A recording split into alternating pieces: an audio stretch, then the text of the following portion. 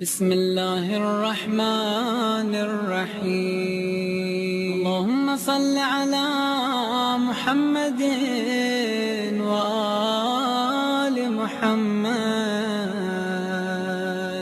اللهم صل على محمد وآل محمد اعوذ باللہ من الشیطان اللعین الرجیم بسم اللہ الرحمن الرحیم الحمد للہ وکفا وسلام علی عبادہ الذین اصطفیٰ درود بھیجیے محمد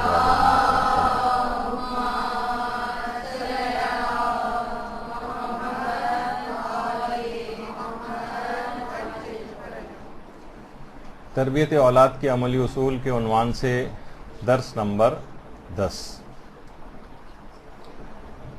2 ہفتے پہلے بھی ایک خوش قسمتی ہمارے دامنگیر تھی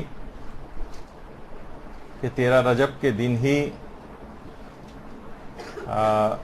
درس واقع ہو رہا تھا۔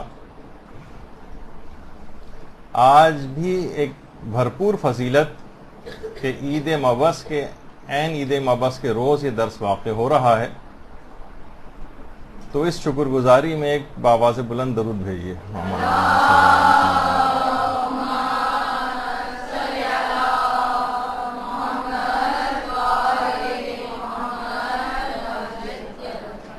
اور اگر ایک اعتبار سے دیکھیں تو تربیت اولاد اور مقصد بعثت رسول ایک ہی ہے۔ باپ اور ماں اور نبی دونوں کا ہدف اور مقصد ایک ہی ہے۔ نبی جو کہ خود امت کا باپ ہوتا ہے، اس کا مقصد بھی امت کے تمام افراد کی اصلاح، ان کی فلاح، ان کو نقصان سے بچانا، ان کو جہنم کی آگ سے بچانا، یہ اس کا مقصد ہے۔ اور یہی مقصد تربیت اولاد میں بھی ہوتا ہے۔ باپ اور ماں کی پوری کوشش یہ ہوتی ہے کہ ہمارے بچے کی اصلاح ہو، وہ فلاح پائے، کامیابیوں سے ہمکنار ہو، اس کو نقصان سے دنیا میں بھی بچایا جائے، اسے نقصان سے آخرت میں بھی بچایا جائے۔ اور گھر کے جتنے اور افراد بھی ہیں، جو بزرگ افراد ہیں گھر کے، ان کا خود ایک بہت بڑا رول ہے، چاہے وہ نانا ہوں، نانی ہوں، دادا ہوں، دادی ہوں، چچا ہوں، تایا ہوں، ماموں ہوں، خالائیں ہوں، پھوپھیاں ہوں۔ یہ جو خاندان کے جو بزرگ ہیں، ان کا خود بچے کی تربیت میں ایک رول ہونا چاہیے، جو کہ آج کل نظر نہیں آ رہا ہے اور کم ہوتا جا رہا ہے، اور افراد زیادہ تر سب لوگ اپنے اپنے دھندوں میں مگن ہو گئے ہیں، اور آپس میں رشتہ داروں کے بچوں پر تربیتی عنوان سے ان کا اثر ختم ہو رہا ہے۔ اسی طریقے سے خاندان کے جو بزرگ خواتین ہیں، ان کے اندر بھی یہی تربیتی عمل پایا جانا چاہیے۔ احادیث میں یہ بات کہی گئی ہے کہ کسی بھی بزرگ کا کسی گھر میں ہونا ایسے ہی ہے جیسے کسی امت میں نبی ہوا کرتا ہے۔ اچھا، اب دیکھیے نبی کا کام کیا ہے؟ وہی ہے اصلاح و تربیت۔ اس اعتبار سے بہت افسوس کی بات ہے کہ آج جب ہم مقصد بعثت رسول اور عید مبعث منا رہے ہیں، تو یہ جو گھریلو نبی ہیں، یعنی خاندان کے بزرگ، یہ اپنا مقصد بعثت بھول چکے۔ ان کی ساری ہمت و طاقتیں، جیسے میں نے پچھلی دفعہ بھی عرض کی تھی یہ بات، کہ ٹی وی دیکھنے میں، اخبارات کو پڑھنے میں، یا گھریلو لڑائی جھگڑوں میں انوالومنٹ کے اعتبار سے یہ بڑھ رہی ہے۔ تو 27 رجب اعلان رسالت، پیغمبر کا مبعوث برسالت ہونا، یہ سب اس بات کے پیغامات ہیں کہ گھر کے اندر بھی وہی تربیتی عمل جاری رہنا چاہیے تاکہ مقصد بعثت رسول کو آگے بڑھایا جا سکے، اسے کسی حد تک پورا کیا جا سکے۔ اور خود مقصد بعثت رسول جو ہے قرآن کی آیات کے اندر سورہ جمعہ میں خاص طور پر بیان ہوا، جو کہ گھر میں بھی اس کو اپلائی کرنا چاہیے۔ هو الذی بعث فی الامیین رسولا منہم یتلو علیہم آیاتہ، قرآن سے ارتباط بڑھانا چاہیے۔ مقصد بعثت یہ ہے رسول کا کہ وہ آیات قرآنی کی تلاوت کرتا ہے۔ ابھی جو گھر میں افراد ہیں، جو باپ ہے، جیسے کہ ہم نے کہا کہ اس کا بھی مقصد یہی تعلیم و تربیت ہے، تو بچے کا قرآن سے ارتباط بڑھائے، معلم اس کے لیے رکھوائے، اس کو احکامات اسلامی کی تعلیم کے اعتبار سے بھی، وَيُزَكِّيهِمْ تزکیہ نفس اس کا کرے، گناہوں سے اس کو بچائے، وَيُعَلِّمُهُمُ الْكِتَابَ وَالْحِکْمَةَ اور کتاب و حکمت کی وہ رسول تعلیم دیتا ہے، اس وجہ سے اس کو یعنی مبعوث کیا گیا۔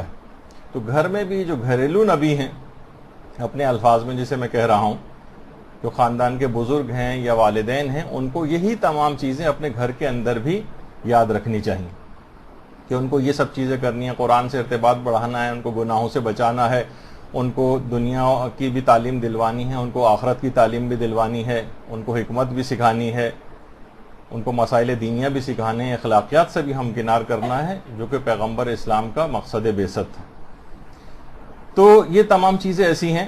اچھا دیکھیے، خود والدین جو تربیت کرتے ہیں وہ اولاد کی اندرونی صلاحیتوں کو ابھارتے ہیں، پروان چڑھاتے ہیں، اس کو جلا بخشتے ہیں تاکہ وہ ایک تکامل اور کامیابی حاصل کرے۔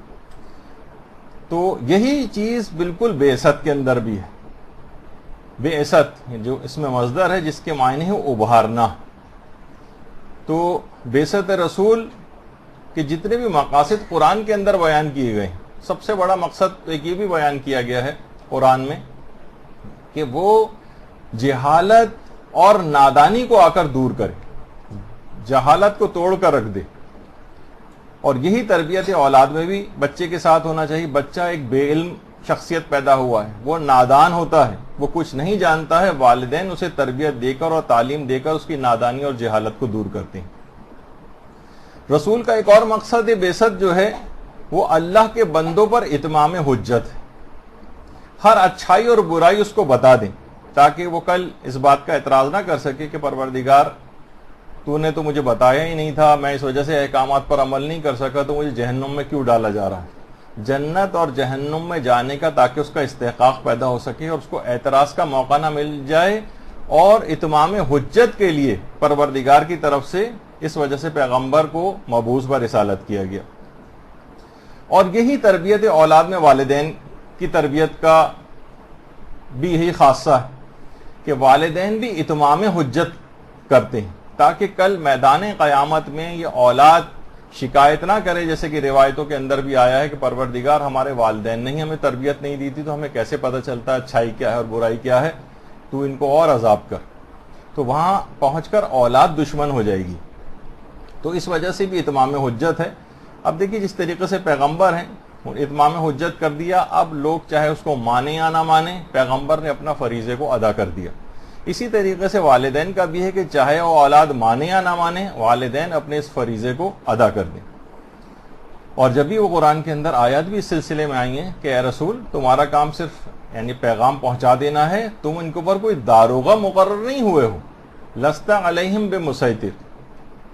تو اسی طریقے سے والدین کو بھی ایک پیغام ہے کہ والدین بھی اپنی پوری کوشش کریں، اولاد نہ سدھرے، کم سے کم اتمام حجت اس انداز سے ہو جانا چاہیے۔ تو یہ تمام چیزیں ایسی ہیں کہ جس کو والدین کو علی الخصوص اس کو یاد رکھنے کی کوشش کرنا چاہیے۔ اچھا، والدین کی اس سلسلے میں تعلیم و تربیت بھی دینا یہ انبیاء کی بھی ذمہ داری ہے، اور مقصد بعثت کے اعتبار سے والدین کی بھی ذمہ داری ہے۔ البتہ اگر کوئی والدین تربیت فراہم نہ کر کے یا اس فریضے سے غافل ہو کر اس تربیتی عمل کا حصہ نہ بنے، جیسے کہ آج کل زیادہ تر والدین فقط جسمانی تربیت یا ایک اسکول کالج وغیرہ کے اندر بھیج کے اپنے اس فریضے کو ادا کرنے کی کوشش کرتے ہیں، تو اگر انہوں نے عمل نہیں کیا اس سلسلے میں تو گویا وہ اس مقصد بعثت رسول ہے اس کے اندر رکاوٹیں گویا وہ کھڑی کریں گے، اور اپنے عمل سے مقصد بعثت رسول کو باطل کرنے کی کوشش کریں گے۔ دیکھیے، بعثت کا مقصد کمال کی طرف لے جانا ہے۔ پیغمبر جو مبعوث ہوئے ہیں کہ لوگوں کو کمال کی طرف لے جائیں، زوال سے نکال کر کامیابی کی طرف، اور جو والدین اس فریضے کو ادا نہیں کرتے وہ گویا اپنے اس بچے کو اس کے برخلاف عمل کر کے زوال کی طرف لے کر جاتے ہیں۔ زوال کی طرف لے جانے سے کیا ہوگا؟ یعنی جہنم میں جانے کا وہ حقدار ہو جائے گا، تربیتی عمل کیونکہ اس نے فراموش کر دیا۔ اور دوسرا خطرناک کام انہوں نے یہ کیا کہ مقصد بعثت رسول کو فوت کرنے کی کوشش کی۔ اچھا، اب دیکھیے پیغمبر اسلام نے 40 سال تک اعلان رسالت کیوں نہیں کیا تھا؟ علی الاعلان۔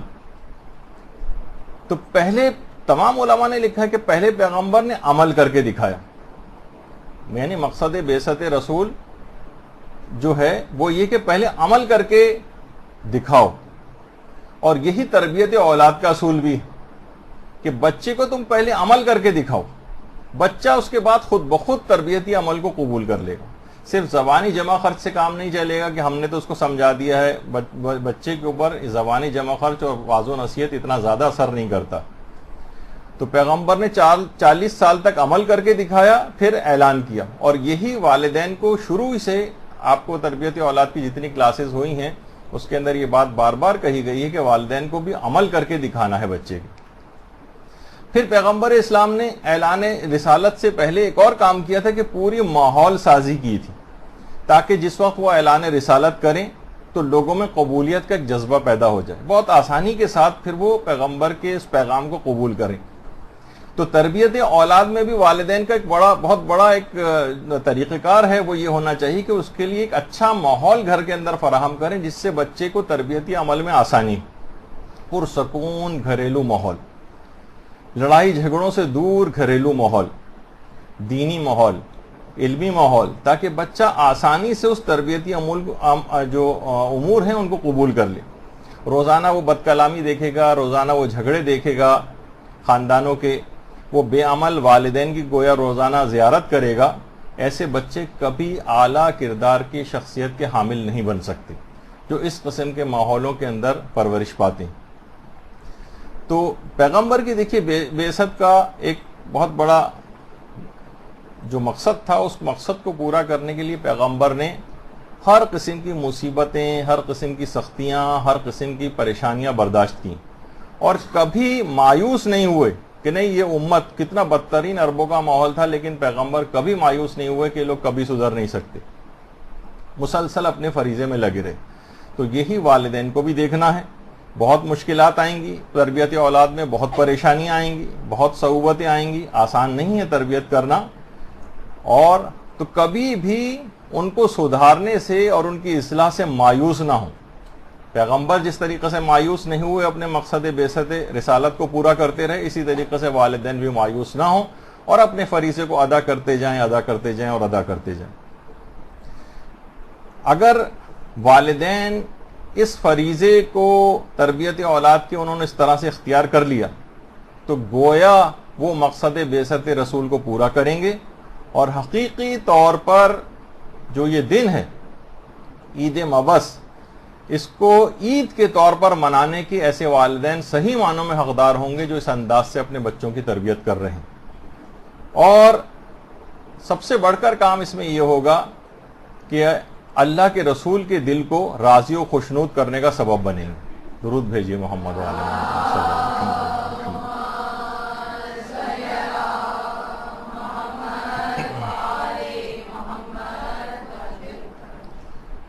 تو آپ نے دیکھا کہ اس دن کی مناسبت سے کتنی مماثلتیں بھی ہیں تربیت اولاد میں اور اس عید مبعث میں۔ اچھا، اب کیونکہ ہر دفعہ تھوڑی سی 5-10 منٹ کی گفتگو ہم کچھ مسائل فقہ جو تربیت اولاد کے سلسلے میں ہیں اور اس کے کچھ واجبات والے مسئلے ہیں ان کو بیان کرتے ہیں، تو اس کے اندر ابھی تک ولایت کا مسئلہ جو چل رہا تھا اس میں بچے کے مالی امور والا مسئلہ تھا، وہ ڈسکس ہوا۔ بچے کے ازدواجی امور کے اعتبار سے جو مسائل تھے وہ ڈسکس ہوئے تھے۔ اس کے بعد ایک اہم ترین مسئلہ ہے جو عام طور پر گھروں میں پیش آتا ہے، وہ ہے یا تو نابالغ بچے کو بھیج کر کچھ خرید و فروخت کروائی جاتی ہے، یا نابالغ بچے خود ہی خرید و فروخت کے لیے بازار چلے جاتے ہیں، والدین نہیں کروا رہے، وہ بچے کے پاس خود پیسے ہیں، جا کر خود خریداری کر لیتا ہے۔ نابالغ کے اعتبار سے بات ہو رہی، تو اس کے بھی کچھ فقہی مسائل ہیں جن کا خیال رکھنا ضروری ہے۔ دیکھیے، سب سے پہلا مسئلہ ایک اصولی طور پر، اب اس کی تفصیل آگے چل کر آئے گی، وہ سمجھ لینا چاہیے کہ نابالغ بچہ نہ تو کوئی چیز خرید سکتا ہے، نہ نابالغ بچہ کوئی چیز فروخت کر سکتا ہے، نہ نابالغ بچہ کسی کو قرض دے سکتا ہے، نہ وہ کسی سے قرض لے سکتا ہے، نہ وہ کوئی چیز کرائے پر لے سکتا ہے، نہ وہ کوئی چیز کسی کو کرائے پر دے سکتا ہے، نہ وہ کسی کو تحفہ دے سکتا ہے، نہ وہ کسی سے تحفہ قبول کر سکتا ہے، نہ وہ اپنی شادی خود کر سکتا ہے اور ولی نے اگر اس کی کہیں شادی کر دی ہے تو اس شادی کو ختم کرنے کا بھی اس نابالغیت کے زمانے میں اس کے پاس کوئی اختیار نہیں. نابالغ کا اپنی کسی چیز میں کوئی تصرف نہیں ہے، ولی بچے کی مصلحتوں کے اعتبار سے اس کے اندر تصرف کرتا. تو بعض اوقات یہ مسئلہ ہوتا ہے کہ بالغ کے ساتھ نابالغ کا معاملہ تو بھی ہم ڈسکس کریں گے. ایک مسئلہ اور بھی پیش آتا ہے، بعض اوقات دو نابالغ بچے بھی ایک دوسرے سے معاملہ کرتے ہیں. ایک دوسرے کو کوئی چیز بیچ دی، اس دوسرے نے کوئی چیز آ کر خرید لی. اب ان کے لیے ضروری ہے کہ بلوغ کے بعد یہ جو نابالغیت کے زمانے میں ایک دوسرے سے ان دونوں نے خرید و فروخت کی تھی، یا تو ایک دوسرے کو راضی کریں یا یہ چیزیں واپس کریں ایک دوسرے کو. کیونکہ نابالغ بچہ کوئی بھی چیز نہ خرید سکتا ہے اور نہ بیچ سکتا. تو اس نے اس طرح کی جو خرید و فروخت کی تو کسی دوسرے کا مال اس کے پاس آ گیا. تو نابالغ جو اس طرح کا معاملہ کرے وہ باطل ہوتا ہے، اور بالغ ہونے کے بعد ان کو لوٹانا پڑے گا یا ایک دوسرے کو راضی کرنا پڑے گا، اور نہیں مل رہے ہیں اگر اب وہ تو اس کا ایک الگ طریقہ کار ہے جو بھی آگے چل کر آئے گا. تو ایک مسئلہ یہ اس کے اندر آ جاتا ہے، یعنی کوئی بھی مالی امور میں سے کوئی بھی چیز بچے کے تھرو کوئی معاملہ نہیں ہو سکتا ہے. اگر ایسا معاملہ ہوا تو وہ معاملہ باطل ہے. اچھا، اب اگر ایک بالغ نے نابالغ کے ساتھ کوئی معاملہ کیا، اب یہ ایک بہت بڑا مسئلہ بن جاتا ہے. بالغ نے نابالغ کے ساتھ ایسا کوئی معاملہ کیا. دیکھیے، پہلی بات تو یہ ہے کہ یہ بات یاد رکھنا چاہیے کہ بچہ اپنے مال کا مالک نہیں ہوتا جب تک کہ وہ بالغ اور رشید نہ ہو جائے. بالغ یعنی لڑکا ہوگا بالغ مثلا عمر کے اعتبار سے 16ویں سال کے پہلے دن قمری، اور لڑکی ہوگی 10ویں سال کے پہلے دن 9 سال مکمل ہو کر. تو کیا فقط بالغ ہو جانا یہ کافی ہے مالی امور میں تصرف کے لیے؟ علماء فرماتے ہیں بالغ کے ساتھ مالی امور میں تصرف کے لیے ان کا رشید ہونا بھی ضروری ہوتا. اچھا دیکھیے، عموماً لڑکے رشید کہتے ہیں اچھائی برائی کی تمیز ان کو آ گئی، بالغ بھی ہو اور رشید بھی ہو، لڑکی بالغ بھی ہو اور رشیدہ بھی ہو، یعنی اتنی سوجھ بوجھ اس کے اندر ہونی چاہیے. دیکھیے، لڑکے عام طور پر رشید پہلے ہو جاتے ہیں، بالغ بعد میں ہوتے ہیں، اور لڑکیاں پہلے بالغ ہو جاتی ہیں، رشیدہ بعد میں ہوتی ہیں. مثلا 9 سے 10 سال کی عمر کی جو لڑکی ہو گئی ہے قمری اعتبار سے، بالغ تو ہو گئی ہے لیکن رشیدہ نہیں ہوئی ہے، یعنی اتنی سوجھ بوجھ نہیں آئی مالی معاملات میں، کیا چیز کس طرح سے بیچنی چاہیے، فروخت کرنی چاہیے. ہوتا ہے عام طور پر اس طرح سے. تو بالغ بھی ہونا چاہیے اور رشید بھی ہونا چاہیے. دیکھیے، ہو سکتا ہے کہ لڑکے عمر کے اعتبار سے تو وہ ہوں گے 16ویں سال کے پہلے دن، لیکن کچھ اور علامات بلوغ بھی ہیں جس کے نتیجے میں ہو سکتا ہے کوئی لڑکا 12 سال کی عمر میں بالغ ہو جائے. تو وہ بالغ ہونے کے بعد اس پر عبادات تو واجب ہو جائیں گی، نماز اس پہ واجب ہو جائے گی، روزہ اس پہ واجب ہو جائے گا، حج اس پہ واجب ہو سکتا ہے، خمس اس کے اوپر واجب ہو جائے گا، یہ سب چیزیں. لیکن کیا وہ مالی امور میں تصرف کر سکتا ہے؟ کیا مکان بیچ سکتا ہے اپنا؟ کیا وہ زیورات جا کر بیچ سکتا ہے؟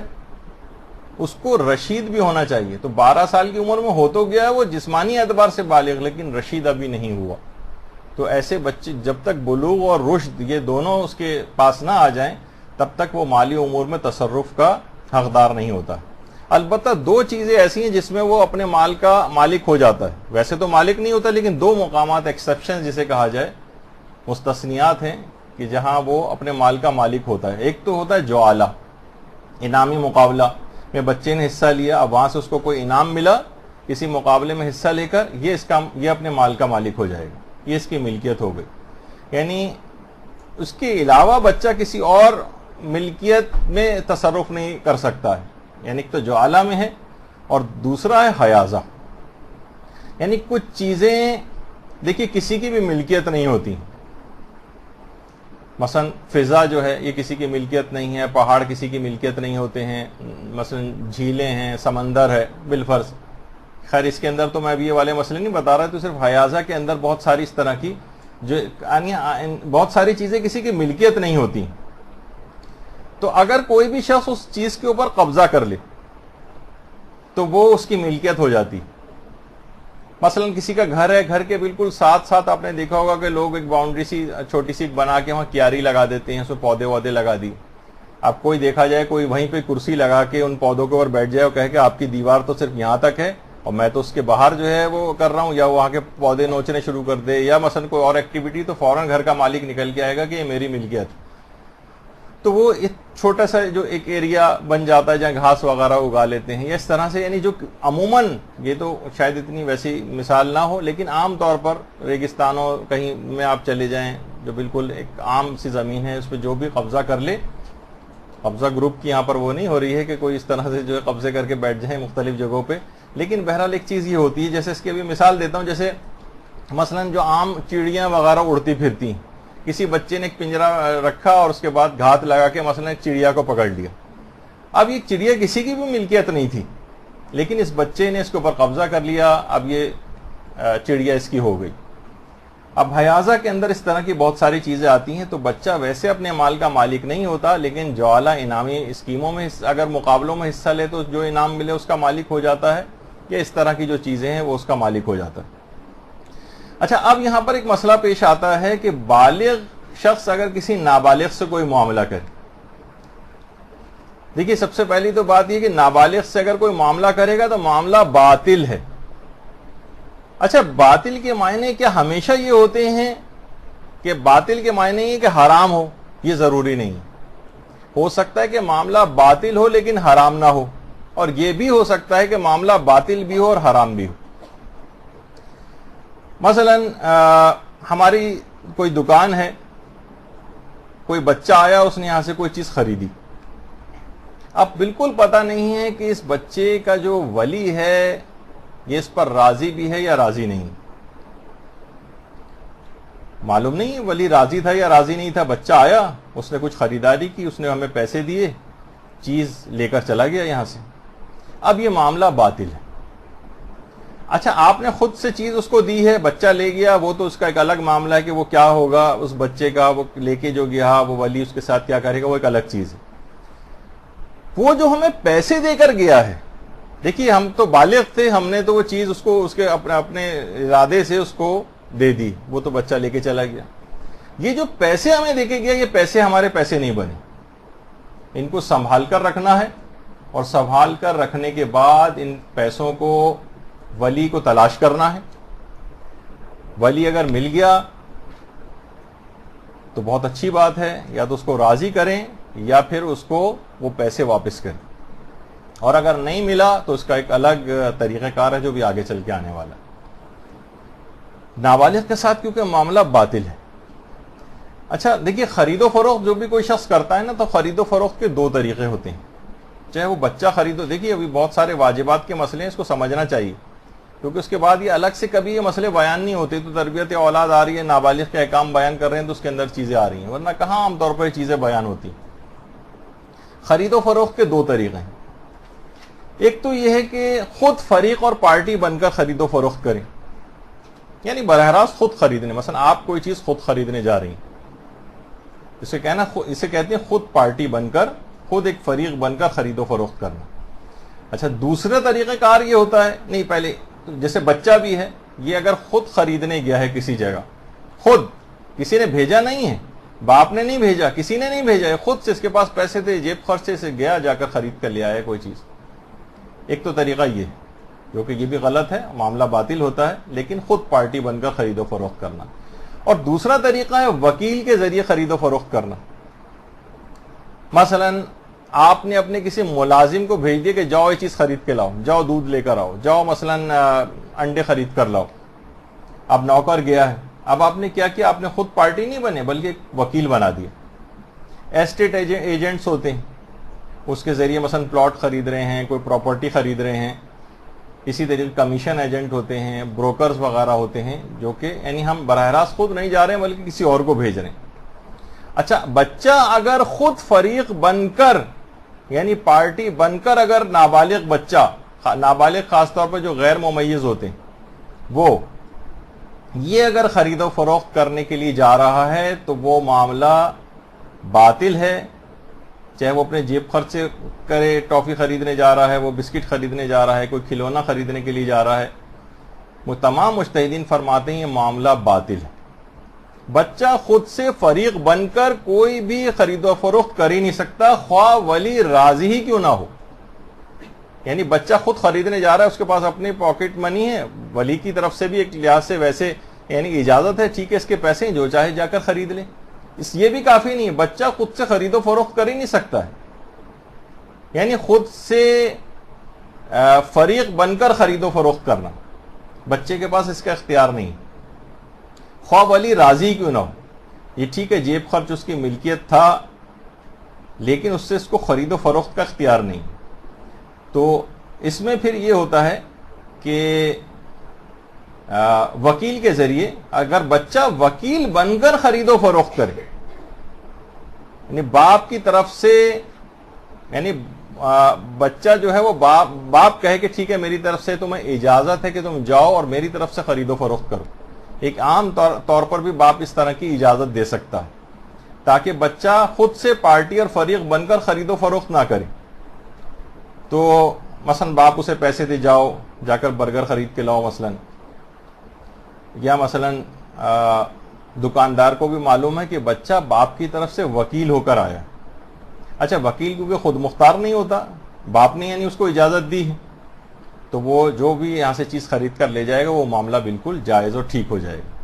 لیکن اگر معلوم ہی نہ ہو کہ یہ وکیل بن کر آیا بھی ہے یا نہیں آیا ہے، یہ خود فریق بن کر آیا ہے، ہو سکتا ہے اس کا باپ زندہ ہی نہ ہو سکتا ہے کہ اس نے زندہ ہو لیکن اس کی طرف سے وکیل نہ بنا ہو سکتا ہے کہ اس کی ماں نے اس کو بھیجا ہو، یا چچا نے، بھائی نے، یا جو کہ ولی نہیں ہے اس نے بھیجا ہو اس کو.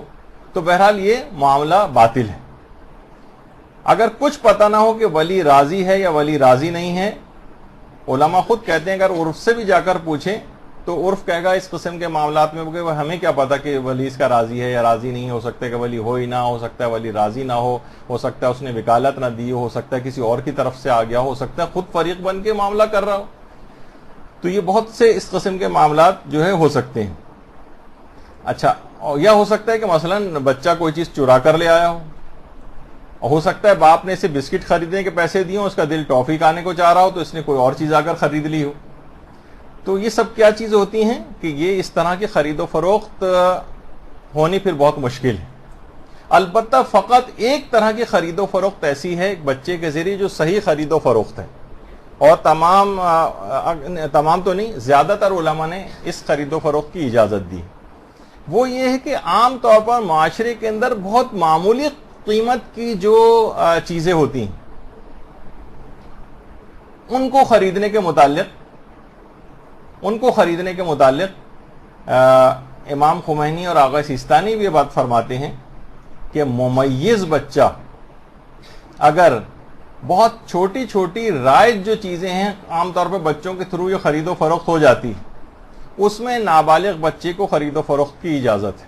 بہت چھوٹی چھوٹی چیزیں، مثلا ٹافی خرید کے لے آیا، بسکٹ خرید کے لے آیا، یا مثلا انڈے خریدنے آپ نے اس کو بھیج دیا تو چلیں وہ تو آپ کی طرف سے وکیل بن گیا تو ویسے ہی جائز ہے. لیکن چھوٹی چھوٹی چیزیں یعنی خود سے بھی بچہ جو ہے اگر خرید و فروخت اس انداز سے ہو رہی ہے تو وہ ٹھیک ہے.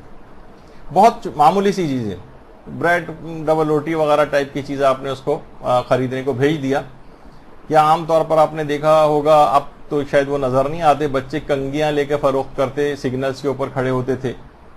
اخبارات جو ہے وہ فروخت کر رہے ہوتے ہیں عام طور پر نابالغ. یا مثلا موتیا کے جو گجرے اور اس طرح کے جو پھول ہوتے ہیں یہ سگنلز کے اوپر کھڑے ہو کر بیچ رہے ہوتے ہیں. تو بہت معمولی سی جو قیمت کی جو چیزیں ہیں وہ بچہ جو ہے اس سے خرید و فروخت وہ ان چیزوں کی صحیح.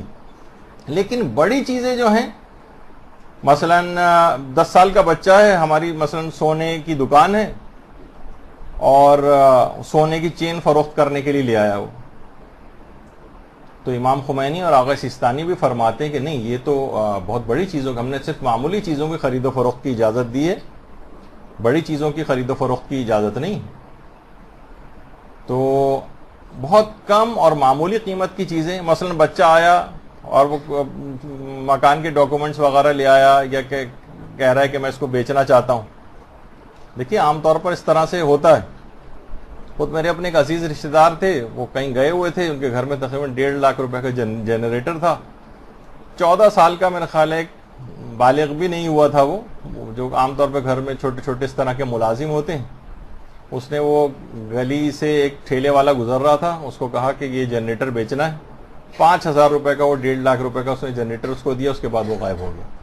اب مسئلہ کیا ہے, یعنی میں آپ کو اس لحاظ سے بتانے کے لیے کہ نابالغ بچہ جو ہے وہ اس کے پاس خرید و فروخت کا اس انداز سے اختیار نہیں ہوتا, اور وہ اگر اس طرح سے کوئی معاملہ, بڑا معاملہ کرے, دیکھیے چھوٹا معاملہ ہوتا تو چلیں وہ کہہ سکتا تھا وہ ریڑھی والا کہ بھائی یہ اس نے بھی موقع سے فائدہ اٹھایا, لیکن اتنی بڑی چیز کوئی نابالغ کیسے جو ہے وہ بیچ سکتا ہے. چھوٹی چیزوں کو بیچنے کی اجازت ہے, لیکن بڑی چیزوں کو, بہت معمولی سی کی تو اجازت ہے, لیکن جو زیادہ قیمتی ہیں, جو سونا ہے, پلاٹ ہے, اور بڑی بڑی اس طرح کی چیزیں ہیں, یہ بچہ اگر اس طرح سے خود خرید و فروخت کر رہا ہو تو وہ معاملہ باطل ہے. اچھا, اب یہ کہ جو معاملہ باطل کہا جاتا ہے, معاملے کے باطل ہونے سے کیا مراد ہے؟ دیکھیے اس کے اندر ہو سکتا ہے کہ آپ کا نقصان ہو جائے. بچہ تو وہ پیسے لے کر چلا گیا, وہ بیچ کے, ہم نے موقع سے فائدہ اٹھایا کہ سونا بیچنے کے لیے آیا ہے, چلو ٹھیک ہے اس سے پیسے پکڑ لیتے ہیں, اس سے سونا پکڑ لیتے ہیں, پیسے جو ہے بچہ لے کر چلا گیا. اس کے بعد باپ آ گیا بچے کا, کہنے لگا کہ یہ جو, اس کو پتہ چل گیا, مار پٹائی کی, پتہ چلا بچہ اس دکان پر سامان اپنا یہ سونا بیچ کے گیا ہے. اس نے کہا میرے سونے کا سیٹ واپس کرو. تو آپ یا وہ چوڑی واپس کرو, یا لاکٹ واپس کرو, یا سونے کا کوئی بسکٹ تھا وہ بیچ کے چلا گیا, اسے واپس کرو. تو اب اس سے اندازہ لگائیں کہ آپ یہ نہیں کہہ سکتے کہ بھائی وہ تو پیسے مجھ سے لے جا چکا ہے. باپ یہ کہہ سکتا ہے کہ ٹھیک ہے وہ پیسے لے گئے, وہ اس کا معاملہ ہے, لیکن وہ تم نے وہ چیز خریدی کیسے, کیونکہ معاملہ باطل ہے, باپ اس کا ذمہ دار نہیں ہے. خاص طور پر بچہ اگر غیر ممیز ہو تو بالکل بھی ذمہ دار نہیں, اور باپ آپ سے وہ چیز آپ کو واپس کرنی پڑے گی. آپ کو وہ چیز واپس کرنی پڑے گی, یعنی وہ سونے کا سیٹ واپس کرنا پڑے گا, چاہے وہ بچہ آپ سے پیسے بھی لے جا چکا ہو, کیونکہ معاملہ باطل تھا. یعنی باطل اگر معاملہ نہ ہو تو آپ ڈٹ سکتے ہیں, یہ معاملہ کیونکہ صحیح ہوا ہے, لیکن اگر معاملہ باطل ہوا ہے تو آپ کو ڈٹ نہیں سکتے. خواہ آپ کو وہ پیسے واپس نہ ملیں, آپ کو وہ چیز واپس کرنی پڑے گی, یا مصالحت کریں, باپ کو راضی کریں. تو یہ سب کی چیز ہے. یعنی بچہ خود فریق بن کر خرید و فروخت نہیں کر سکتا, معاملہ باطل ہے. تو یا تو آپ کو یہ کرنا ہے, معاملہ باطل ہو تو آپ کو پیسے واپس کرنے پڑ سکتے ہیں, یا اس کو باپ کو یا اس کے ولی کو راضی کرنا پڑ سکتا ہے. اور اگر بچے کا ولی نہ ملے تو پھر کیا کریں؟ اس میں فقہاء میں اختلاف ہے. امام خمینی فرماتے تھے کہ پھر اس پیسے کو ولی نہیں مل رہا ہے, حاکم شرع تک پہنچائیں. حاکم شرع تک, اپنے پاس نہیں رکھ سکتے. اور آغا سیستانی اور آغا خوئی فرماتے تھے کہ رد مظالم کے طور پر حاکم شرع کی اجازت سے اس چیز کو صدقہ کریں. تو ابھی آپ نے دیکھا کہ یعنی جو ہم نے کہا کہ معاملہ باطل ہو تو آپ ڈٹ سکتے ہیں. اس کی عملی مثال عام طور پر کرائے کے مکان کا ایک اہم مسئلہ. مثلا عام طور پر کرائے کا مکان جس طریقے سے ہوتا ہے اس میں کہ ایگریمنٹ کیا جاتا ہے, ٹیننسی ایگریمنٹ ہوتا ہے, رینٹ ایگریمنٹ جسے بھی کہا جاتا ہے. اگر کسی نے یہ نہیں بنایا اور ہماری انڈرسٹینڈنگ تھی, ہمارا رشتہ دار تھا, دوست تھا, ہم نے اس کو بس بات ہو گئی کہ کتنے پیسے پر منتھ اس کو دینے ہیں کرائے کے, تو لیکن ہم نے کوئی مدت طے نہیں کی, بس رہتے رہی, ہم نے جان پہچان کی وجہ سے اس کو دے دیا مکان رہنے کے لیے.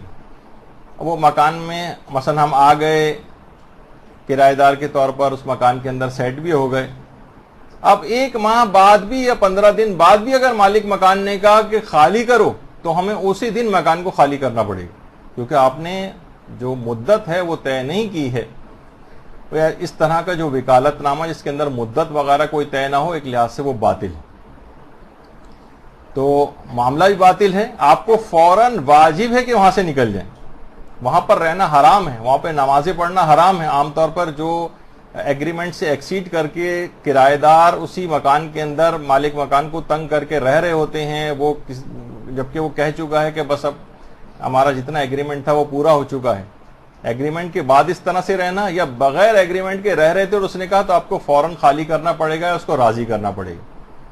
مثلا اگر آپ نے ایگریمنٹ کر لیا 3 سال کا ایگریمنٹ، یہاں تو پتہ نہیں شاید 11 مہینے وغیرہ کا ایگریمنٹ ہوتا ہے لیکن شاید زیادہ کا بھی ہو سکتا ہو، تو شرعاً اور قانوناً پھر آپ کا وہاں رہنا حق بن جاتا ہے، پھر مالک مکان بھی آپ کو نہیں نکال سکتا ہے۔ اگر مالک مکان نے زور زبردستی کر کے آپ کا سامان نکال کے باہر بھی پھینکوا دیا اور خود آ کر رہنے لگا، اس کی اپنی تمام نمازیں باطل سمجھی جائیں گی اپنے ہی مکان کے اندر، کیونکہ تم نے جس معاہدہ تم نے کیا تھا تم نے معاہدے کو کیسے توڑا۔ تو معاملہ باطل نہ ہو تو آپ ڈٹ سکتے ہیں۔ تو ہمیشہ یہ بات یاد رکھ لیجئے کہ ہمیشہ ایک ایگریمنٹ ضرور ہونا چاہیے، کرایہ دار ہوں یا مالک مکان ایک باقاعدہ ایک ایگریمنٹ کریں، اس سے پھر جو بھی ایکسیڈ کرے گا وہ گناہگار ہوگا اور اس کے لیے واجب ہو جائے گا کہ اس کو خالی کرے، یا مالک مکان غلطی پہ ہوگا یا مثلا کرایہ دار اس کے اندر غلطی جو بھی ہوگا اس کے لیے جائز نہیں ہوگا۔ اچھا، تاکہ معاملہ جائز ہو باطل نہ ہو۔ لیکن نابالغ سے خرید و فروخت ایک بہت ٹیڑھا قسم کا معاملہ ہے، خاص طور پر بچہ اگر یتیم ہے نا، باپ کا انتقال ہو چکا ہے تو پھر تو اور ہی زیادہ ٹیڑھا ہے۔ یہ بات یاد رکھ لیجئے، کئی دفعہ آ چکی ہے بات کہ ماں جو ہے وہ بچے کی ولی نہیں ہوتی ہے، اور وہ اگر اجازت دے بھی دے تو بیکار ہے، سوائے اس کے کہ ماں کو جو اس طرح کی ولایت ہے وہ حاکم شرع وغیرہ سے اس کو منتقل ہو گئی ہو، اس نے اجازت دے دی ہو تو ایک الگ بات ہے۔ تو ماؤں کو بھی یہ چاہیے عام طور پر کہ مثلا شوہر زندہ ہے تو جو بچے کا باپ ہے وہی ولی ہوتا ہے، تو ماؤں کو چاہیے کہ اس طرح کے مالی امور کی اجازتیں بھی باقاعدہ طور پر اپنے شوہر سے لے لیں، تاکہ بچے کی اس انداز سے جو مالیات کے اندر بعض اوقات تصرف کرنا ہوتا ہے وہ ماں جو ہے وہ کر سکے۔ تو بہت سے افراد کہتے ہیں، سوالات بھی پوچھتے ہیں کہ بھائی ہم نے تو آج تک کبھی یہ والے مسئلے نہیں سنے، نہ کسی جگہ پڑھے، نہ کسی جگہ بیان ہوتے ہیں۔ تو جو علماء ہیں وہ باقاعدہ بیان کرتے ہیں۔ کتنے علماء سے ہم نے سنا کہ جو اس قسم کے مسئلے جو ہے وہ بیان کرتے ہیں کتابوں کے اندر، حتیٰ کہ توضیح المسائل تک کے اندر لکھے ہوئے ہیں، مجتہدین کے تمام استفتاءات میں لکھے ہوئے ہیں۔ تو کوئی ایک بہت انوکھی باتیں جو ہیں وہ یہاں پر اس لحاظ سے نہیں کی جا رہی ہیں کہ جو اس سے پہلے کبھی نہیں ہوئیں، یہ سب موجود ہیں۔ یہ الگ بات ہے کہ اتنی زیادہ ایسا کوئی فورم نہیں ہے، مجالس کے عنوان یہ نہیں ہوتے ہیں، مدرسوں کے اندر لوگ بھیجتے نہیں ہیں، گھروں کے اوپر درس منعقد نہیں ہوتے ہیں، سیمینار اور ورکشاپ اس طرح کے دینی مسائل کے اوپر کہیں پہ رکھے ہی نہیں جاتے ہیں۔ تو یہ مسئلے کہاں سے پتہ چلیں گے لوگوں کو؟ تو یہ سب چیزیں دیکھیے، نابالغیت کے زمانے میں جب بھی کہا جاتا ہے کہ نابالغیت کے زمانے سے ریگولر طور پر مدرسے کے اندر داخلہ کرانا بچے کا بہت ضروری، چند سال کے اندر ہی بچہ اس قسم کے تمام ضروری مسائل سے واقف ہو جاتا ہے۔ ورنہ ہم نے دیکھا کہ 60 سال گزر جاتے ہیں، 70 سال، 80 سال، 90 سال کے بزرگ ہیں لیکن بنیادی مسائل سے بالکل لا علم ہے۔ اکثر اوقات دیکھتے ہیں کہ ان کا وضو باطل ہے، ان کی نمازیں باطل ہیں، ان کے روزے باطل ہیں، ان کے حج باطل ہو جاتے ہیں، حتیٰ کہ بیچارے اتنے زیادہ قابل رحم حالت ان کی ہو جاتی ہے کہ 70 سال کے ہو گئے، 80 سال کے ہو گئے ہیں اور نمازیں نہیں پڑھی تھی، دوبارہ نمازیں پڑھ رہے ہیں، دوبارہ روزے رکھ رہے ہیں، پتہ چلا اتنی محنت دوبارہ کر کے 20 25 30 سال کی مزید انہوں نے نمازیں بھی پڑھ لی، تب وہ کیونکہ جہالت ہے، مسائل سے واقفیت کے بغیر انہوں نے نمازیں پڑھی، وہ دوبارہ پڑھی گئی نمازیں بھی باطل ہو جاتی ہیں۔ اس وجہ سے تربیت اولاد کے اندر خاص طور پر والدین کو یہ بات سمجھنا چاہیے کہ کوئی بھی دینی مدارس ہوں ان کو ان کے نظام کو بھی مضبوط ہونا چاہیے ہر علاقے کے اندر، تاکہ آرام سے اس کو بھیجا جا سکے۔ اب آپ میں سے دیکھیے کتنی دور دور سے یہاں پہ خواتین جو ہے مجھے معلوم ہے کہ تشریف لے کر آئیں۔ اپنے علاقوں کے اندر ایسا سسٹم کیوں نہیں ہے کہ آپ کو اتنے دور کی مسافت طے کر کے یہاں پر آنا پڑ رہا؟ تو ہر علاقوں کے اندر آپ کو نہیں ہے تو آپ لوگ خود کہیں سے قائم کرنے کی کوشش کریں، الہی مدد لازمی آپ کے شامل حال ہو جائے گی جو بھی اچھے نیک کام سے اس میں اقدام اٹھائے گا۔ اور اگر ورنہ گھر پہ ٹیوشن لگوانے کا بچے کا انتظام کرنا چاہیے تو استاد یا پھر مدرسہ، اس کے علاوہ تیسرا کوئی حل نہیں، ورنہ کیا ہوگا، وہی جہالت رہے گی، وہی اچٹتی پچٹتی ٹائپ کی جو کچھ سطحی قسم کی معلومات ہوں گی، یا اس قسم کی عام معلومات جو عام طور پر مختلف مجالس میں ان کو حاصل ہو جاتی ہیں، نکتہ افرینیاں، کچھ تاریخی باتیں، کچھ بحث و مباحثے کی چیزیں، جس کا آخرت میں کامیابی سے براہ راست کوئی تعلق نہیں ہوتا ہے، عام طور پر اس طرح کی معلومات ان کو مل جاتی ہیں۔ تو بنیادی مسائل سے واقفیت یہ اس لحاظ سے کافی زیادہ ضروری۔ اچھا، اب آ جائیے، اب ہم تربیتی امور کے اندر اس بات کو آگے بڑھا رہے ہیں کہ والدین کو ایک چیز کا باقاعدہ احساس کرنا پڑے گا، باقاعدہ ایک چیک لسٹ بھی بنانی چاہیے کہ تربیت اولاد میں کہیں ہم بہت خطرناک قسم کی یہ غلطیاں تو نہیں کر رہے ہیں جو ابھی آپ کے سامنے پیش کی جانے والی. تربیت اولاد میں کی جانے والی غلطیوں کا احساس کرنا. دیکھیے تربیت اولاد کوئی ایک بٹن ٹائپ کی چیز نہیں ہے کہ بس ہم نے اس کو دبا دیا بس یہ تربیت اسٹارٹ ہو گئی یہاں سے. نہیں, بڑی اس کی جہتیں ہیں, بڑی اس کی شاخیں ہیں, بہت اس کی اپلیکیشنز ہیں. چھوٹی چھوٹی باتیں, کچھ نفسیاتی باتیں, کچھ جسمانی باتیں, کچھ روحانی باتیں, کچھ اس طرح کی بہت ساری چیزوں کا ایک مجموعہ تربیت بنتی. تو ان غلطیوں کو دیکھنا ہے کہ کئی مجموعی اعتبار سے وہ غلطیاں تو نہیں ہو رہی. مثلا سب سے بڑی غلطی تو یہی کہ مثلا ماں اور باپ وہ سینگ لڑا رہے ہیں, لڑائی جھگڑا گھر کے اندر کر رہے ہیں, اولاد جو ہے اپنی دیکھ رہی ہے. اچھا واقعاتاً اگر واقعی یہ دیکھیں کہ کتنا خطرناک ماحول ہے پوری دنیا کے اندر شیعت کی, اگر آپ اوور آل حالات دیکھیں ہر جگہ کتنے زیادہ, عراق کے اندر, شام میں, لبنان میں, ایران کتنی جنگ سے جو ہے کتنی طویل ترین اور ابھی بھی اس کے کتنے محاذ ہیں. خود پاکستان کے اندر بھی بہرحال شیعت کس مرحلے سے گزر رہی ہے اور پوری دنیا کے اندر, پھر یمن اور ہر جگہ کے اوپر آپ دیکھیں تو اس میں باقاعدہ ہمیں حیرانی ہوتی ہے کبھی کبھی کہ اسی تمام عالمی حالات اپنی آنکھوں سے روزانہ کی بنیاد پر کلنگ ہو رہی سب کچھ, لیکن گھر کے اندر لڑائی جھگڑے بالکل ویسے کے ویسے ہی چل رہے ہیں. انتہائی احمقانہ طور پر سیلاب کسی جگہ آ رہا ہو, سونامی آ رہا ہو, زلزلے آ رہے ہوں اور کوئی شخص گھر کے اندر بیٹھا ہوا, بیوی بچے جو ہے شوہر و بیوی آپس کے اندر جھگڑے کر رہے ہوں اور ساس اور بہویں آپس میں جھگڑے کر رہی ہوں. یعنی کچھ احساس ہی نہیں ہے کہ کس دور کے اندر ہم لوگ جو ہے وہ زندگی گزار رہے ہیں. اس کے اندر اتنی چھوٹی چھوٹی باتوں کے اوپر تو اولاد سب کچھ آنکھوں سے دیکھ رہی, اور اس لڑائی جھگڑوں کا نتیجہ ظاہراً وہی ہے کہ جب یہ یہاں سے پہاڑی سے نیچے گرے گا, سوچیے جھگڑے کے دوران تو کیا اس کا انجام ہوگا. تو اولاد اپنی تو گھر کے اندر اس قسم کا ماحول, جو سب سے بڑی غلطی ہے وہ یہ ہے کہ اس طرح کا ماحول گھروں کے اندر بہت ہو گیا, لڑائی جھگڑوں کا, غیبتوں کا, ایک دوسرے کے خلاف بات چیت کا. یہ ایسا نقطہ ہے کہ کتنی اچھی تربیت آپ کرنے کی کوشش کیوں نہ کریں, یہ سب کے اوپر پانی پھیر دے گا. برا گھر کا ماحول, لڑائی جھگڑوں کا ماحول, کوئی ایک فریق بھی اگر گھر میں اس انداز سے خراب ہے, مثلا شوہر اس انداز کا بد اخلاق ہے, بیوی اس انداز کی بد اخلاق ہے, یا دونوں بد اخلاق ہیں جس کے امکانات زیادہ ہو رہے ہیں آج کل, تو پھر نتیجہ یہ ہے کہ جو دیکھنے والی اولاد جو سب کچھ یہ دیکھ رہی ہے اپنی آنکھوں سے, وہ سوچیے کہ کیا اس کا حال ہوگا, وہ کبھی سعادت مند بن نہیں سکتے. دوسری غلطی یہ ہوتی ہے, جو چھوٹی چھوٹی بظاہر غلطیاں لگتی ہیں لیکن ساری ایڈ اپ ہو کے بچے کو خراب کرتی ہیں. اس کا موازنہ دوسروں کے ساتھ, بچوں کے ساتھ کر کے اس کو شرم دلانا, اس کا موازنہ اپنے بھائی کے ساتھ کرنا, اس کا موازنہ مثلاً جو ہے اپنے کزن کے ساتھ کرنا, اس کا اور اچھے بچوں کے ساتھ موازنہ کرتے رہنا. دیکھو تم ایسے ہو جبکہ وہ کتنا اچھا ہے, تم ایسی ہو جبکہ وہ کتنی اچھی. یہ بظاہر آپ اس کو بڑا سوچتے ہیں کہ شاید اس کو بڑی غیرت آئے گی سن کے, نہیں, وہ اور زیادہ ایک تو ڈپریس ہوتا ہے, بلکہ اس بچے کے لیے اس کے دل میں حسد کے جذبات پیدا کیے جاتے ہیں. وہ اس کے ساتھ جلنے لگتا ہے, اس سے حسد کرنے لگتا ہے, اور نہیں بھی اگر کرے تو اس میں اپنی بڑی توہین محسوس کرتا ہے کہ بچے کا مقابلہ کسی دوسرے موازنہ کر کے اس کو ڈیگریڈ کر کے کسی اور بچے کو اٹھایا جا رہا.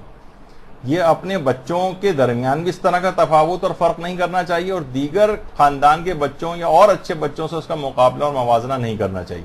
یہ غلطی جو چیک لسٹ آپ کو بتا رہے ہیں اس کے اندر ایک یہ ہے کہ یہ گھر میں لڑائی جھگڑا بالکل نہیں ہونا چاہیے, ورنہ کوئی سارا تربیتی عمل بیکار ہوگا. اس کا موازنہ دیگر بچوں سے نہیں کرنا چاہیے.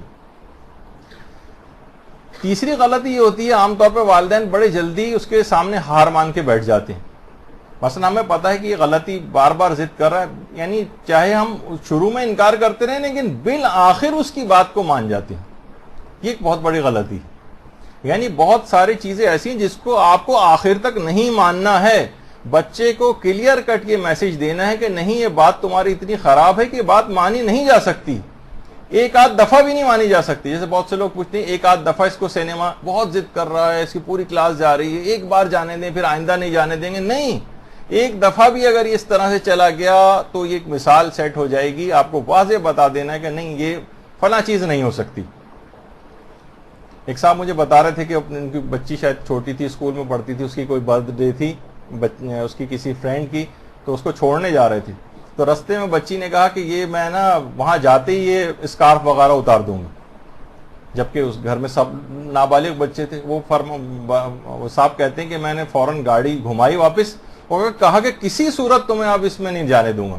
بچی کو ایک ایسا کلیئر کٹ میسج ملا کہ نہیں، بے پردگی تو باپ کو برداشت ہی نہیں. سوچے بچہ کسی جگہ گفٹ پیک کروا کے تیار ہو کر جا رہا ہو اور کتنا زیادہ اس کے اوپر اثر ہوگا، باپ بھی کتنا زیادہ دل محسوس کرے گا کہ بھئی یہ بچہ جو ہے اس موقع پر کیسا اس کے ساتھ میں نے ظلم کر دیا. لیکن ایک ایسا ٹرینڈ سیٹ ہو جائے گا، یعنی اس کو بچے کو پتہ چل جائے گا کہ یہ بات برداشت نہیں ہے، اور بالکل کلیئر کٹ اسے میسج مل گیا. نہ وہ آئندہ ایسی فرمائش آپ سے کرے گا، اور بعد میں آپ اس کو جتنی جائز خواہشات ہیں وہ اس کی تمام پوری کریں تو بچہ خود سمجھ جائے گا کہ نہیں، یہ تو بالکل لائن آپ نے کھینچی ہوئی، ڈرا کی ہوئی ہے، اس سے آگے بڑھنے کی اجازت نہیں. لیکن ذرا سا وہ ضد کرے اور فوراً اس کے سامنے ہتھیار، بالآخر ہتھیار ڈال دیں، شروع میں کچھ ریزسٹنس کریں لیکن آخر میں مان جائیں، تو بچہ سمجھ جائے گا کہ آپ سے ہمیشہ اپنی باتیں، ہر غلط بات منوائی جا سکتی. یہ چھوٹی چھوٹی باتیں ہیں لیکن یہ چیزیں بڑی کاؤنٹ کرتی ہیں. اکثر و بیشتر بدتمیزیوں اور شرارتوں پر اس کی پٹائی لگانا، یہ عام طور پر گھروں میں ہوتا ہے، اور یہی وجہ ہے کہ بچے بالکل جسے کہا جاتا ہے نا مار پروف جو ہیں ہوتے جا رہے ہیں. کچھ بھی مار لیں، کچھ بھی کر لیں، وہ نہ ان کے اوپر اثر نہیں ہوتا. اس کی وجہ یہی بنتی ہے کہ بار بار اس طرح سے معمولی شرارتوں پر مار لگا دینا باپ کا. باقاعدہ خاتون نے مجھے خود فون کر کے کہا کہ میرا شوہر میرے بچوں کو جو 16، 17 یا 18 سال کی عمر کا لڑکا ہے اسے اتنا مارتا ہے کہ کچھ حد نہیں. تو اب خود بتائیے کہ یہ بچہ کتنے، ابھی جب ہم آگے چل کے کچھ سزاؤں کا ذکر کریں گے کہ بچوں کو کون سی سزائیں دی جا سکتی ہیں جو جائز ہیں یا کہ اس میں کیا خیال رکھنا چاہیے، تو یہ بات یاد رکھ لیجیے کہ پٹائی وغیرہ لگانے سے آج تک کبھی میں نے اپنی زندگی میں کسی بھی بچے کی اصلاح ہوتے نہیں دیکھی. کوئی فائدہ ہی نہیں ہے اس کا. شریعت کے اندر بھی جب بھی جو پٹائی وغیرہ کے کچھ مسائل بیان ہوں گے تو اس کے اندر آپ ہنسیں گے کہ بھئی ایسی پٹائی سے تو بہتر ہے کہ وہ جو تھا نا کہ جو واقعہ بھی ملتا ہے کہ کسی صاحب ایمان نے ایک دفعہ اپنی بیوی کی نظر کر لی کہ اس نے فلاں غلطی کی تو اس کی اپنی بیوی کو سزا دوں گا. تو اللہ نے کہا کہ ٹھیک ہے اسے دھوپ میں کھڑا کرو، یا مثلا یہ کہ وہ ایک معمولی سے جو وہ ہوتی ہے درخت کی کوئی چیز یا چھال، اس سے جو ہے اپنی بیوی کو مارا. آپ نے یہ کہا تھا نا کہ فلاں سے پٹائی لگاؤں گے تو اس طرح سے اپنی نظر پوری. تو اتنی ہلکی پھلکی طریقے سے نہیں، شریعت نے اس کو کہا کہ دیت واجب نہیں ہونی چاہیے. ذرا سی بھی دیت، اگر ذرا سا اس کی کھال کا رنگ بھی اگر سرخ ہوا تو آپ کے اوپر دیت واجب ہو جائے گی. تو لوگ کہیں گے بھائی ایسے پھر مارنے کا کیا فائدہ، اتنے ہلکے ہلکے ماریں گے تو اس کا کوئی فائدہ ہی ہوتے نظر نہیں آئے گا. تو بہرحال کبھی پٹائی سے کبھی کوئی فائدہ نہیں ہے بچے کی.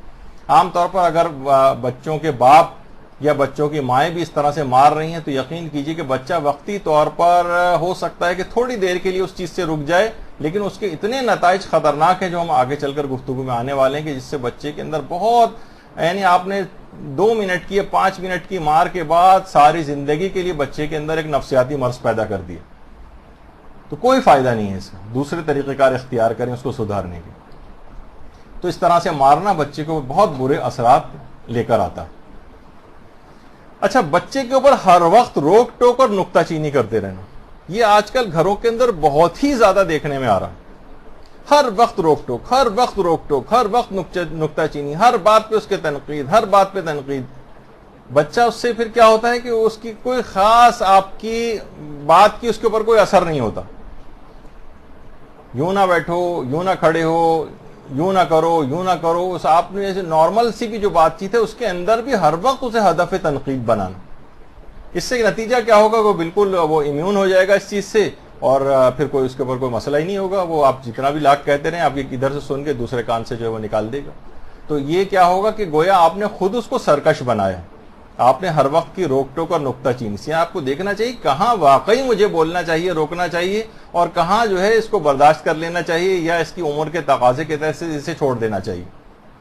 بہت بڑی غلطی ہوتی ہے کہ لوگ اسے بڈھا، یعنی ابھی آگے چل کر آئے گا کہ بہت بڑی غلطی ہے اس کا بچہ ہونا فراموش کر دینا. تربیت اولاد کی غلطیوں میں سے ایک غلطی، خیر وہ ابھی آگے چل کر آئے گی وہ بھی. تو اس کے اوپر اس طرح سے ہر وقت ڈانٹنا، چلانا بچے کے اوپر، یہ بالکل بھی اس کے اوپر بہت غلط نفسیاتی اثرات اس لحاظ سے مرتب کرتا. اکثر بچے کے ساتھ وعدہ خلافی کرنا. دیکھیے بچہ اپنے والد کو، باپ کو رب سمجھتا ہے، بلکہ اپنے والدین کو رب سمجھتا ہے. میں نے آپ کو اس سے پہلے کلاسز میں بتایا تھا کہ اس کا خدائی وعدوں پر سے بھی اعتبار اٹھ جاتا ہے اگر والدین نے بچپنے کے زمانے میں اس سے وعدہ خلافی کی. اچھا کیسے اس کی مظاہر کیسے دیکھنے میں آتے ہیں؟ اس طرح سے کہ لاکھ اس کو ثواب اور ترغیب کی چیزیں آپ بتائیں، لاکھ ثواب سنائیں ایک سے ایک بڑے، وہ بیزار ہو کر سنے گا. بچہ نہیں، بڑا ہونے کے بعد بھی. اب آپ خود دیکھیں بہت ساری چیزیں جو ہیں اخلاقیات و مواعظ کے اندر ایسے ایسے ثواب بتائے جاتے ہیں کہ عقل حیران رہ جاتی ہے. دل خوشی سے بھر جانا چاہیے، فوراً عمل کی طرف رغبت ہونی چاہیے کہ ہم اس کام کو کریں. بالکل ایک بیزاری کی سی کیفیت ہے. یعنی اگر کہا جائے کہ سب کو کلاس ختم ہونے کے بعد 1,000 کا نوٹ ملے گا، ایک دم سے آپ کے دل میں خوشی جو ہے بیٹھ جائے گی. دیکھیے عید مبس کتنی عظیم ترین عید ہے کہ پیغمبر اسلام، سوچئے کہ اللہ کی بزرگ ترین نعمت، اللہم صلی علی محمد و علی محمد،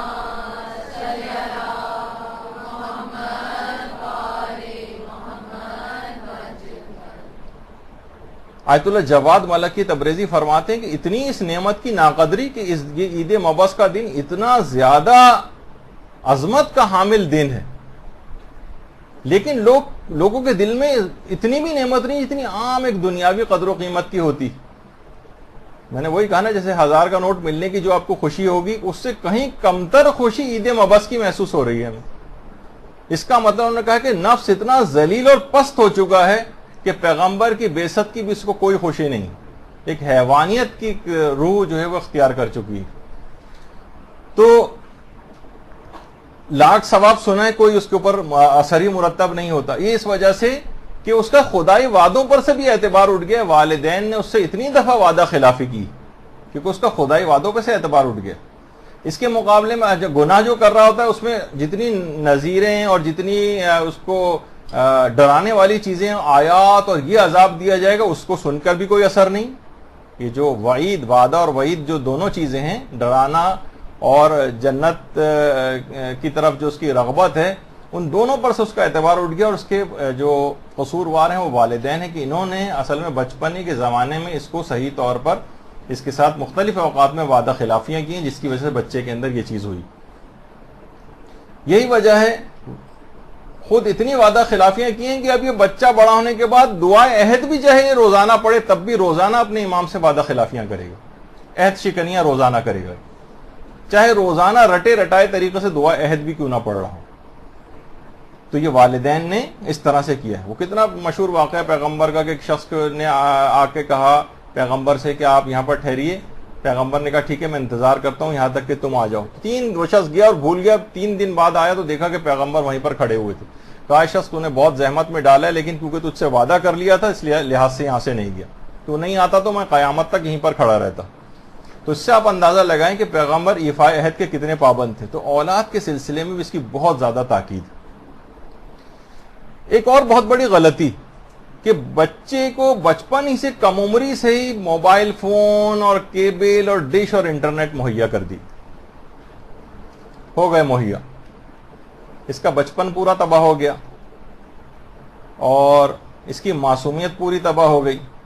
اس کا وقت کتنا ضائع اس کے اوپر ہو رہا ہے. اور شروع سے اگر والدین اس مسئلے کو کنٹرول کر لیں، ایک خاص ایج تک تو یہ چیزیں بھی نہ دیں. موبائل فون دینا ہی ہے تو کم سے کم اسمارٹ فونز ٹائپ کی چیز نہ دیں. دے دیجئے وہ جو عام طور پہ جو شاید میرے پاس ہوتا ہے وہ آپ دے دیجئے. اس کو سوائے اس میں صرف کال کرنے کے اور میسج کے علاوہ کوئی چیز نہیں ہوگی مثلا. تو یعنی ابتداً پھر جب ذرا آپ نے دماغ بنا دیا، اس کی تربیت کرتے گئے، پھر جب مرحلہ کوئی آئے گا تو اچھی طرف بھی اچھا فون بھی دلوا سکتے ہیں اس کو. لیکن بہت کم عمری سے ہی یہ تمام چیزیں فریلی اس کو دے دینا. اور پھر اس کے بعد جب وہ خرابیوں کے اندر مبتلا ہو جائے اور پھر اس کے بعد جھپٹا مار کے آپ چھینے تو یقین کیجئے اس سے بڑا نقصان ہوتا ہے.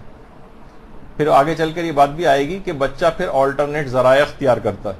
پھر وہ آپ کے علم میں بھی نہیں لاتا. وہ ایک نئی جنریشن کا ہے، وہ آپ سے زیادہ ٹیکنالوجی کو سمجھتا ہے. آپ کتنی بھی چیزیں لگائیں وہ آپ سے زیادہ آگے بڑھ کر چیزوں کو جان رہا ہوتا ہے. تو اس سے کا پھر بعد میں کوئی فائدہ نہیں ہوتا. اس کو صحیح ٹائم کے اوپر ہی بچے کو ان تمام چیزوں کو دینا چاہیے. اس سے پہلے اگر ہو، خاص طور پر میں ایک چیز کہتا ہوں عام طور پر، جیسے ٹی وی ہے، سارے گھر والے اگر دیکھنا ہے تو بیٹھ کے ایک جگہ پر دیکھیں اور کسی کونے خدرے میں کسی ایکٹیویٹی کی اجازت نہ ہو. مثلا ایک اور کمرے میں ٹی وی رکھا ہوا، بچہ وہاں اکیلا جا کے کمرے میں ٹی وی دیکھ رہا ہے. ایک تو یہ کہ مختلف چینلز ہیں وہ جو آپ کے خیال میں کچھ ایسے چینلز ہیں جو کوئی بچے کے اخلاق کو خراب کرتے ہیں، وہ سب آپ فلٹر کر کے آپ نکالیں، انہیں بلاک کریں. اس میں کوئی چائلڈ لاک لگائیں، کوئی بھی اس طرح کی چیز کریں. فیملی فلٹرز ہوتے ہیں وہ اس کے اندر ڈلوائیں کہ کوئی غلط سائٹس پہ بچہ نہ جائے. جو ہے پیرنٹل جو ایک چیکنگ کی مختلف جو چیزیں ہیں سافٹ ویئرس ہیں وہ اس کے اندر ڈلوائیں کچھ نہ کچھ. یعنی جب آپ اس قسم کے گیجٹس ان کو پرووائڈ کر رہے ہیں اور اس کو بچانے کا آپ نے کوئی انتظام نہیں رکھا ہے اور پھر توقع کریں کہ بہت باکمال مومن وہ بن جائے, یعنی پانی میں دھکا دے رہے ہیں تالاب کے اندر, اس کے بعد کہیں گے خبردار گیلے نہ ہونا, یعنی یہ اس قسم کی باتیں ایسی ہیں کہ جس کا کوئی فائدہ نہیں. یعنی ان کو اب ظاہر ہے کہ مجھے خود پتا ہے کہ یہ میری باتیں کوئی زیادہ اثر کرنے والی نہیں ہوں گی کیونکہ معاملات بہت آؤٹ آف کنٹرول ہو چکے ہیں, لیکن اصلاً اس میں اندر ہے یہ غلطی والدین کر چکے ہیں جس کی وجہ سے ایسا ہوا ہے. میں ایسے رشتہ دار کو بھی جانتا ہوں اپنے کہ جنہوں نے ٹی وی کو بالکل ختم ہی کر دیا گھر سے, اور بچوں کو شروع سے عادت ہی نہیں رکھی. بچے ہو سکتا ہے ادھر ادھر تھوڑا بہت کہیں جا کے ہو سکتا ہے دیکھ لیتے ہوں, لیکن انہوں نے عادت ہی نہیں اس کی ڈالی. ٹی وی گھر میں ہے ہی نہیں. خود جیسے کہ مولانا علی مرتضیٰ ذیلی صاحب کہتے ہیں کہ لوگ مثلا یہ کہتے ہیں کہ بھائی بچوں کو یہ بھی تو دیکھنی چیزیں ضروری ہیں ورنہ اس کو معلومات عامہ کیسے ہوں. کہنے کہ میں ٹی وی دیکھتا ہی نہیں ہوں اور معلومات عامہ کے اعتبار سے کسی بھی شخص کو جو ہر وقت ٹی وی دیکھتا ہوں میرے ساتھ بٹھا دیجیے آپ. اس کا مطلب یہ کہ اس میں فضولیات وقت ضائع کرنے کی چیزیں ساری دیکھی جا رہی. جیسے ایک زمانے میں ہوا تھا کہ جناب بچوں سے آپ پوچھیں کہ آپ کیوں اتنا وقت ضائع کرتے ہیں, کہتے ہیں ہم اس کے اندر مثلا نیشنل جیوگرافک دیکھتے ہیں. اچھا اب تک آپ نیشنل جیوگرافک کتنا پتہ نہیں کتنے ہزاروں گھنٹے دیکھ چکے ہیں. بس اس میں وہ کیا ہوتا ہے وہ شیر جو ہے وہ فلاں اس کا شکار کر رہا ہے, کبھی وہ زیبرے کا شکار کر رہا ہے, کبھی مثلا جو ہے وہ کسی گائے کا یا بھینسے کا شکار کر رہا ہے, بس یہ دیکھے چلے جا رہے ہیں. اچھا کہا جائے کہ آپ نے اب تک ہزاروں گھنٹے نیشنل جیوگرافک کے دیکھے گے لیجئے پیپر, اور جو معلومات آپ کو اب تک حاصل ہوئی اس پیپر پہ لکھ دیجئے, ایک صفحہ بھی کوئی نہیں لکھ سکتا. تو کیا معلومات حاصل کی تھی آپ نے؟ یعنی اس کے اندر فضولیات اور یہ چیزیں ضائع ہیں. تو بچوں کو بھی دماغ میں ڈالنا چاہیے, خاص طور پہ جو ڈرامے دیکھے جاتے ہیں. یقین کیجئے کہ فینٹیسی آپ خود دیکھیں کس طرح سے شوٹنگز ہوتی ہیں, لوگ اوپر رٹ رہے ہوتے ہیں, آپ بہت انوالو ہو رہی ہیں. اچھا اس نے اس کو طلاق دے دیا اب اس میں کیا ہوگا. بھائی وہ ساری چیزیں لکھی ہوئی ہیں کس فینٹیسی میں, یہ کون سی خیالی دنیا کے اندر آپ جو ہیں جو اس کے اندر وقت ضائع کر رہی ہیں. تو بچہ بھی اسی خیالی دنیا کے اندر چلا جاتا ہے, اور یہ سب ایک فالس ایک ایسی لائف اس کی بن گئی ہے. بس ہر شخص ہاتھوں کے اندر جو اسمارٹ فون لے کے چار گھر میں بیٹھے ہوں تو چار الگ الگ سمتوں میں چیزیں لے کر بیٹھے ہوں, اور فضولیات کھیل اس کے اوپر جو ہے وہ ہو رہی ہیں. دیکھیں غلطی ہے تو غلطی ہے اپنی جگہ. تو بچوں کے ساتھ شروع سے اس کے پاس والدین کے ساتھ انٹریکشن کا ٹائم کم ہے, اس کا بہن بھائیوں کا آپس میں انٹریکشن کا ٹائم کم ہو گیا ہے. سب لوگ اپنی اپنی دنیاؤں کے اندر مگن ہو گئے ہیں, اور ایک دوسرے سے فاصلے بھی بڑھتے جائیں گے, اور وہ ایک دوسرے کو اوپر انحصار نہیں کریں گے. انہوں نے اپنے الگ فرینڈس, ایک الگ دنیا ایک بسا لی اس کے اوپر. تو اس کو جو قابو سے باہر ہو گئے بچے, ان کے لیے تو ہم اگلی جو کلاس ہماری اگلی لاسٹ کلاس ہوگی انشاءاللہ اس پر, اس کے اندر ہم جو بگڑے ہوئے بچے ہیں ان کے متعلق بتائیں گے کہ اب ان کا کیا حل کیا جائے جو ہو گیا ہے ایسا. لیکن جو ابھی نہیں ہوا, جن کو آگے بچے ابھی پیدا ہوں گے یا جن کے بچے بھی چھوٹے ہیں ان کو کنٹرول کرنا ہے, ان کے لیے باتیں جاننی بہت ضروری ہیں کہ ان سے دور کریں آپ. دیکھیے ہو سکتا ہے کہ بچہ تھوڑا بہت لگے گا آپ کو کہیں کہیں اور بچوں سے بیکورڈ نہ ہو جائے دنیاوی اعتبار سے, رقیہ نوسی, لیکن کچھ نہیں ایسا ہوگا. جیسے ہم نے بتایا تھا نا ایک دفعہ پہلے بھی, ہمارے استاد محترم کا یہ جملہ بار بار یاد آتا ہے. کہتے ہیں دیکھیے حضرت یوسف نے گناہ کے اوپر لبیک نہیں کہا اور قید خانہ قبول کر لی. کہا قید خانہ مجھے زیادہ اس بات سے پسند ہے جس گناہ کی طرف یہ عورتیں بلا رہی ہیں جس کی نسبت. تو انہوں نے کہا کہ دیکھیے 14 سال حضرت یوسف قید رہے ہیں اور روزانہ کوڑے مارے جاتے تھے 14 سال میں. تو 14 سال جب آدمی قید میں رہتا ہے تو دنیاوی اعتبار سے سوچیے کتنا بیکورڈ ہو جاتا ہے. زمانہ 14 سال آگے نکل کے وہ قید خانے کے اندر, لیکن اس کے بعد کتنا عروج حضرت یوسف کو دنیاوی اعتبار سے بھی ملا. تو یہ صرف آپ کا سوچنے والی بات ہے. اگر بچہ بظاہر لگے گا آپ کو, جیسے کہا جائے کہ مرتضیٰ ذیلی صاحب آپ کیونکہ ٹی وی نہیں دیکھتے تو آپ کو تو بہت پیچھے ہو جانا چاہیے, تو نہیں, وہ تو ان کی معلومات تو عام افراد سے بھی بہت زیادہ ہیں ان مسائل کے اندر. تو اسی طرح سے یہ بچہ بھی ہرگز بھی آپ کا خیال ہے کہ پیچھے ہو جائے گا, یہ پیچھے نہیں رہ پائے گا. اللہ کی مدد اس کے شامل حال ہوگی اور ان تمام برائیوں سے بچا رہے گا جو کہ اس عمر میں اتنی جلدی اس کو دامنگیر ہو جاتی ہیں. اچھا ہمیشہ بچے کو جیسے ہوتا ڈانٹ ڈانٹ کر اور چیخ چیخ کر اس کے ساتھ بات کرنا, بہت برے اور نفسیاتی اثرات ہوتے ہیں. چیخنا, پھر ایک موقع ایسا آتا ہے کہ دیکھیے باپ تو چیخ چیخ کے اپنے ہلکان ہوا چلا جا رہا ہے, اس پہ کوئی اثر ہی نہیں. یہ اپنا بالکل سپاٹ منہ لے کے جو ہے وہ بیٹھا ہوا ہے، اس کو جیسے کوئی پاگل چیخ رہا ہو، اس سے زیادہ اس کی کوئی اہمیت اس کی نگاہ میں نہیں ہوتی. تو یہ تمام چیزیں دیکھیے ایسی ہیں کہ یہ والدین نے خود اپنے لیے پریشانیاں کھڑی کی. آپ کے تربیت کے طریقہ کار کے اندر ایک ایسی بنیادی غلطی تھی جس سے بچے کی تربیت نہیں ہونا تھی، بلکہ اس کو بعد میں سرکش بننا تھا. اس کے نتیجے میں چیخنا چلانا، اس سے بچے پر کچھ وہ نہیں ہوتا ہے. ہو سکتا ہے وقتی طور پر کیونکہ آپ طاقتور ہیں جسمانی اعتبار سے، تو وہ آپ مار وار لگائیں گے اس کی، ہو سکتا ہے ڈر کے وہ ایسا کرے، لیکن فائدہ اس کا کچھ بھی نہیں ہوگا. بچے کی ہر بات یا ہر خواہش کے جواب میں اکثر والدین صرف نہ کہتے ہیں. اس کی بات دیکھیے، کہا جاتا ہے نا کسی بھی گھر میں بھی اچھے شوہر کے لیے جسے کہا جاتا ہے کہ وہ 90 باتیں کم سے کم اپنی بیوی کی مان لے تاکہ اپنی 10 باتیں اس سے منوا سکے. یہ ہمیشہ سے ایک اصول ہے. کسی سے اگر کوئی بات منوانی ہو نا آپ کو، تو آپ کو بہت سی اس کی باتیں ماننا پڑتی، لیکن ہر بات کے جواب میں نو، ہر بات کے جواب میں نو، نہیں نہیں نہیں، تو اس سے کیا ہوگا؟ پھر آپ اپنی جائز بات بھی اس سے نہیں منوا سکتے، پھر اس کی طرف سے بھی آپ کو نو ہی ملے گا. تو زیادہ تر چیزوں میں جو جائز باتیں ہیں، جائز خواہشات ہیں، مباح چیزیں ہیں، اس میں باتیں مان جائیے اس کی. سوائے اس کے کوئی بڑا خطرہ کسی کے اندر ہو تو ایک الگ بات ہے، وہ بھی ریزننگ کے ساتھ اس کو سمجھایا جا سکتا ہے. لیکن ہر بات میں نو کہنا یہ خاندانوں بہت دیکھنے میں آتا ہے، اس وجہ سے میں نے اس کا خصوصیت سے ذکر کیا. والدین اپنے بچوں کی دیگر رشتہ داروں سے شکایات کرتے ہیں. خود ایک رشتہ دار گھر میں جب مجھے جانا ہوتا ہے تو اکثر وہاں پر ایک ماں ہمیشہ اپنے کسی نہ کسی بچے کی کوئی نہ کوئی شکایت لے کے بیٹھتی. تو اس سے کیا ہوتا ہے کہ بچے کے اندر بھی ایک وہ ظاہر شرمانے لگتے ہیں، سامنے نہیں آتے ہیں. پھر تو نتیجہ کیا ہوتا ہے کہ پھر بہت مسائل جو ہے وہ جنم لینے لگتے ہیں. والدین دوسرے والدین سے یا دوسرے رشتہ داروں سے اپنے بچے کی شکایت نہ کریں. صرف ان سے کر سکتے ہیں جن سے باقاعدہ اس کسی معاملے میں مدد لینی مقصود کہ بھائی آپ سمجھا سکتے ہیں، آپ اس سلسلے میں ہیلپ کر سکتے ہیں، ہمارے قابو نہیں آ رہا، تو کسی ایک آدمی کو. لیکن ہر شخص کے سامنے اس کا ذکر کرنا بچہ بہت بے عزتی محسوس کرتا ہے، چاہے وہ واقعی غلطی پر کیوں نہ ہو، لیکن اس کے باوجود بھی اس کی بہت زیادہ بے عزتی اس میں ہوتی ہے.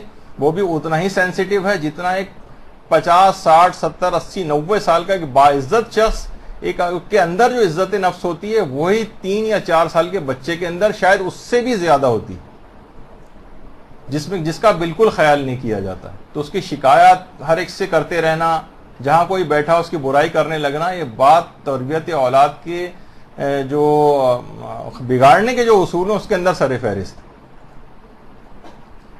اچھا، گھر پر وقت دینے کے بجائے زیادہ تر افراد یہ کرتے ہیں کہ بچوں کو رشتہ داروں یا دوست احباب کے گھر لے جاتے رہتے ہیں. جہاں فارغ ہوئے چلو فلاں کے گھر چلتے ہیں، چلو خالہ کے گھر، چلو ماموں کے گھر، چلو فلاں کے یہاں. بھائی آپ گھر کے اندر وقت دیں، گھر میں ایک دوسرے سے بیٹھیں، ایک دوسرے کے ساتھ باتیں کریں. جہاں فارغ وقت آئے ان کو لے کے کسی اور کے گھر چل دی. کبھی کبھار وہاں پہ بھی جانا ہے، لیکن زیادہ تر جگہ پہ یہ دیکھا گیا ہے کہ بس فوراً ان کو آؤٹنگ کے لیے کسی اور کا گھر جانا ہوتا ہے. تو یہ بھی غلطی ہے. گھر کی اس فضا کو آپس میں ایک دوسرے کے ساتھ بات چیت کے لیے سازگار بنانا ہے، ورنہ ایک غلطی ہوگی کہ ان کا دل باہر ہی لگے گا، آپس میں ایک دوسرے سے بیزار رہیں گے. اگلی غلطی، ہر وقت ٹی وی کا گھر میں کھلا رہنا. زیادہ تر گھر والے ساتھ بھی بیٹھے ہوں تو آپس میں ملاقات اور بات چیت کی وجہ صرف ٹی وی دیکھتے رہیں، ہر وقت ٹی وی کھلا رہے. یہ غلطیوں میں سے غلطی. مخصوص اوقات میں جب واقعی اس وقت ٹی وی کھولیں اور جیسی وہ چیز دیکھ لیں ٹی وی بند. چھوٹے بچوں کے اندر الخصوص تو کیا ان کی ڈسٹریکشنز بہت ہو جاتی ہیں، پھر وہ آپس میں بس وہ، کیونکہ ٹی وی پہ تو آپ کو پتا ہے 150 200 چینلز ہیں، 24 گھنٹے چل رہے ہیں، ایک کے بعد ایک آدمی جو ہے وہ بیٹھا ہوا صرف چینل بھی بدلتا رہے تو گھنٹوں تو وہ بیٹھا ہوا صرف چینل بدل سکتا ہے. تو بہت زیادہ اس کے نقصانات. بہت بات ہو سکتی ہے لیکن کیونکہ وقت بہت کم ہے اور تیزی کے ساتھ جانا. ایک اور غلطی بعض گھرانوں میں کہ بچوں پر مسلسل کنٹرول اور حد سے زیادہ تسلط رکھنا. اس سے کیا ہوتا ہے کہ اسپرنگ کی طرح سے ہوتا ہے. اسپرنگ کو آپ دباتے جائیں دباتے جائیں دباتے جائیں جب تک وہ کمزوری کی، یعنی آپ کا ہاتھ جب تک اس پر مضبوطی کے ساتھ جمع رہے گا تب تک رہے گا، لیکن وہ سوچ سمجھ کے سدھر نہیں رہا ہے وہ. یعنی جیسے ہی آپ کا ہاتھ کمزور پڑا یا آپ نے ہاتھ اٹھایا یا آپ سامنے نہ رہے, وہ ایک دم سے اسپرنگ اچھل کے پھر واپس پوری قوت سے آ جاتا. بال کو جتنی زور سے زمین پہ مارتے ہیں اتنی زیادہ اور تیزی کے ساتھ اوپر کی طرف جاتی. تو بچوں پر جو حد سے زیادہ کنٹرول ہے, مسلسل کنٹرول, اور بالکل ان کو اپنے اس سے باہر نہ نکلنے دینا, فوجی انداز سے ان کو رکھنا کہ آپ نے جو گھر کے اندر ایک تربیت اولاد کے اصولوں میں سے ایک چیز ہے کہ گھر میں اصول بہت کم بنائیں. اچھا جو بنائیں اس پہ سختی کے ساتھ عمل پیرا ہوں. چند ایک اصول ایسے ہوں کہ جن کی مخالفت نہیں ہونی چاہیے, جو بہت زیادہ ضروری ہیں. لیکن اس کے علاوہ جو ہیں گھروں میں بہت زیادہ اصول, اتنے ٹائم پر لازمی سو جانا ہے, اتنے ٹائم پر فلاں چیز لازمی کرنا ہے چاہے اس کا دل چاہے یا نہ چاہے, یعنی اتنی زیادہ اس کو اس میں ڈالنا, تو ایسا پھر نتیجتاً یہ ہوتا ہے کہ ایسے بچے عام طور پر جلدی وہاں سے بھاگ جاتے ہیں, ملک سے فرار اختیار کر جاتے ہیں, والدین کے پاس کبھی پھر دوبارہ نہیں آ پاتے ہیں. لڑکیاں ہیں وہ دوسرے اس میں لگ جاتی ہیں, کہیں پہ بھی غلط جگہوں پہ شادیاں کر کے ادھر ادھر نکل جاتی ہیں گھر کے اس بہت زیادہ گھٹن والے ماحول کی وجہ سے.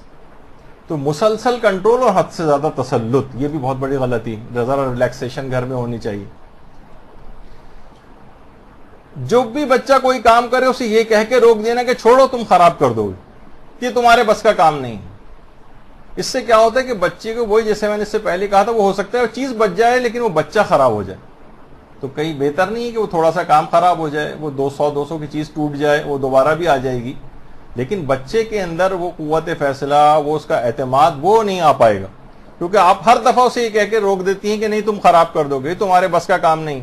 ذرا سا وہ کچھ پکانے کی اس میں جائے تو آپ کہیں نہیں چولہا جل رہا ہے, اس سے یہ ہو جائے گا, جل نہ جاؤ, اور تیل اچھل کر آ جائے گا. لڑکیوں کا کام اکثر مائیں خود نہیں کرنے دے رہی ہوتی کہ ٹھیک ہے جب بڑی ہوگی تو کر لے گی. نہیں, اس کو ابتدائی سے اس کے اندر یہ اعتماد ایک ہونا چاہیے, ورنہ یہ ساری زندگی اسی طرح سے معذور ہو کر, اور ہر وقت دیکھے گی پھر جب سسرالوں میں جائے گی تو وہاں پر اس کو تانے پڑیں گے سب کچھ. تو ماؤں کی ذمہ داری ہے کہ اس کو ابتدائی طور پر یہ چیزیں ان چیزوں کے اندر ڈالے اور سکھوا کے بھیجے. اس کو ہر وقت کہہ کے روکے نہیں کہ تم خراب کر دو گے, تمہارے بس کے بات نہیں. یہ غلط ہے. بچہ کوئی غلطی کرے تو اسے غلطی کرتے ہی فوراً ڈانٹنے لگنا. بھائی کوئی کام کرے گا تو غلطی ہوگی. غلطی نہ ہونے کا صرف ایک ہی طریقہ ہے کہ کام ہی کو نہ کرنے دیا جائے, جو اس سے بھی بڑی غلطی. ورنہ کون سا ایسا شخص ہے کہ جو غلطی سے مبرر ہے؟ آپ سے کتنی غلطیاں ہو جاتی ہیں, آپ کتنی ایکسپیرینس ہو چکی ہیں, مائیں کتنی ایکسپیرینس ہو گئی ہیں, لیکن غلطی ان سے بھی ہو جاتی ہے, چیزیں ان سے بھی ٹوٹتی ہیں, ہاتھ پاؤں ان کے بھی جل جاتے ہیں کھانا پکاتے ہوئے. تو اس میں آپ کہیں تو فوراً غلطی ہوتے ہی ڈانٹنے لگنا, فوراً غلطی ہوتے ہی اس سے ذرا سی کوئی چیز ٹوٹ جائے اور فوراً چیخ پکار شروع کر دینا, اس سے بچے کے اندر بہت سارے نفسیاتی چیزیں ڈیولپ ہوتی ہیں.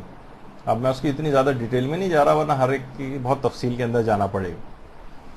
اسکول اور مدرسے کا کوئی امتحان یا ٹیسٹ ہو, اسے پوزیشن لانے پر اس کو لعنت ملامت کرنا, تم پوزیشن کیوں نہیں لے کر آئے ہو. دیکھیے بہت سے والدین اتنے زیادہ اس میں وہ ہوتے ہیں.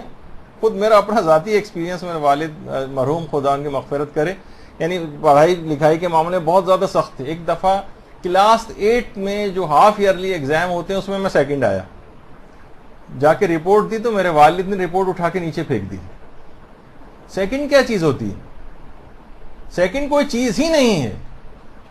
اچھا ٹھیک ہے وہ اس معاملے میں تھے, اس کے بعد ظاہر ہے وہ ہر آدمی سے کوپ اپ نہیں کر سکتا, لیکن بہرحال میں نے آگے کوشش کی, اس سے اور بہتر کی طرف اگلی کلاسز میں میں نے اس سے سبق سیکھا. لیکن کیا ہے کہ اتنی زیادہ سختی میرے اعتبار سے, یہ اتنا زیادہ اس سے توقعات کو وابستہ کرنا, بہت سائیکولوجیکل ڈپریشن کے اندر بچہ جا سکتا ہے. اسکول اور مدرسے کوئی بھی امتحان اور ٹیسٹ, ہر وقت وہ صرف کوئی نہ کوئی پوزیشن لائے, بس اچھا پڑھنا چاہیے اس کو آپ سائیکولوجیکل برڈن میں نہ ڈالیں. اچھا پڑھو, وقت ضائع نہ کرو, اس حد تک ہو, لیکن پوزیشن لے کر آئے, اور اگر وہ پوزیشن متوقع نہ لائے تو اس سے اتنا برا سلوک کیا جائے, یہ نہیں ہونا چاہیے. یہ بہرحال غلطی ہے, ہر اس سے بچہ اس کو برداشت نہیں کر سکے گا اور زیادہ ڈپریشن کی طرف جائے گا. بچوں کو ڈانٹ کر, مار کر, یہ دھمکیاں دے کر اور لالچ دے کر کھانا کھلانا, یہ بہت آج کل دیکھنے میں آتا. ایک خاتون کو تو میں نے خود دیکھا تھا, باقاعدہ وہ کوئی چیز ہاتھ میں مارنے کی لے کر بیٹھتی تھی اور اس طرح سے کھانا کھلاتی تھی. اس طرح کوئی کسی کو کھانا کھلایا جاتا ہے؟ طریقہ کار وہ ہونا چاہیے جو شاید وہ پتہ نہیں راضی بھی ہوں گے یا نہیں, آپ کے سر علیم جو ہیں تو خود ایک دفعہ مجھے بتا رہے تھے کہ کیونکہ ظاہر ڈاکٹر ہیں, نفسیات بھی سمجھتے ہیں بچوں کی, تو کہنے لگے کہ ہم نے اس طرح سے بچوں کو کہ یہ والی چیز نہ ہو. ہم شوہر و بیوی دونوں کھانا کھاتے تھے اور بچوں کو پوچھتے ہی نہیں تھے, بچہ خود ہی آ کے بیٹھ کے کھانا کھانے لگتا تھا. اچھا, اب آپ کیا فوڈ فورسنگ, یعنی جو فوڈ کی طرف سے بچے کو ایک بالکل ریپیل ہوتا ہے نا بچہ, وہ صرف فوڈ فورسنگ کی وجہ سے ہوتا ہے. مثلا آپ کے سامنے کھانے رکھے ہو تو آپ خود کھانے لگتے ہیں. کھانے کے دوران کوئی آپ سے کہے کہ لیجیے نا اور بھی, آپ کہتے ہیں نہیں بس. یہ آپ کے اندر بھی یہ چیز ہوتا ہے پوچھنے کے اوپر منع کرنا. تو جتنا فورس کریں گے کسی کو اتنا بچہ جو ہے اس کو اچھی بھی کوئی چیز لگ رہی ہوگی تو نو کرے گا اس کو. تو اس کو ڈانٹ ڈپٹ کر, دھمکیاں دے کر یا لالچ دے کر اس کو کھانا کھلانا, اس سے بچے کے اندر بہت مسائل ڈیولپ ہوتے ہیں. بچہ کھانے سے اس کو ایورجن ہونے لگتی ہے, اس کو بیزاری ہونے لگتی ہے.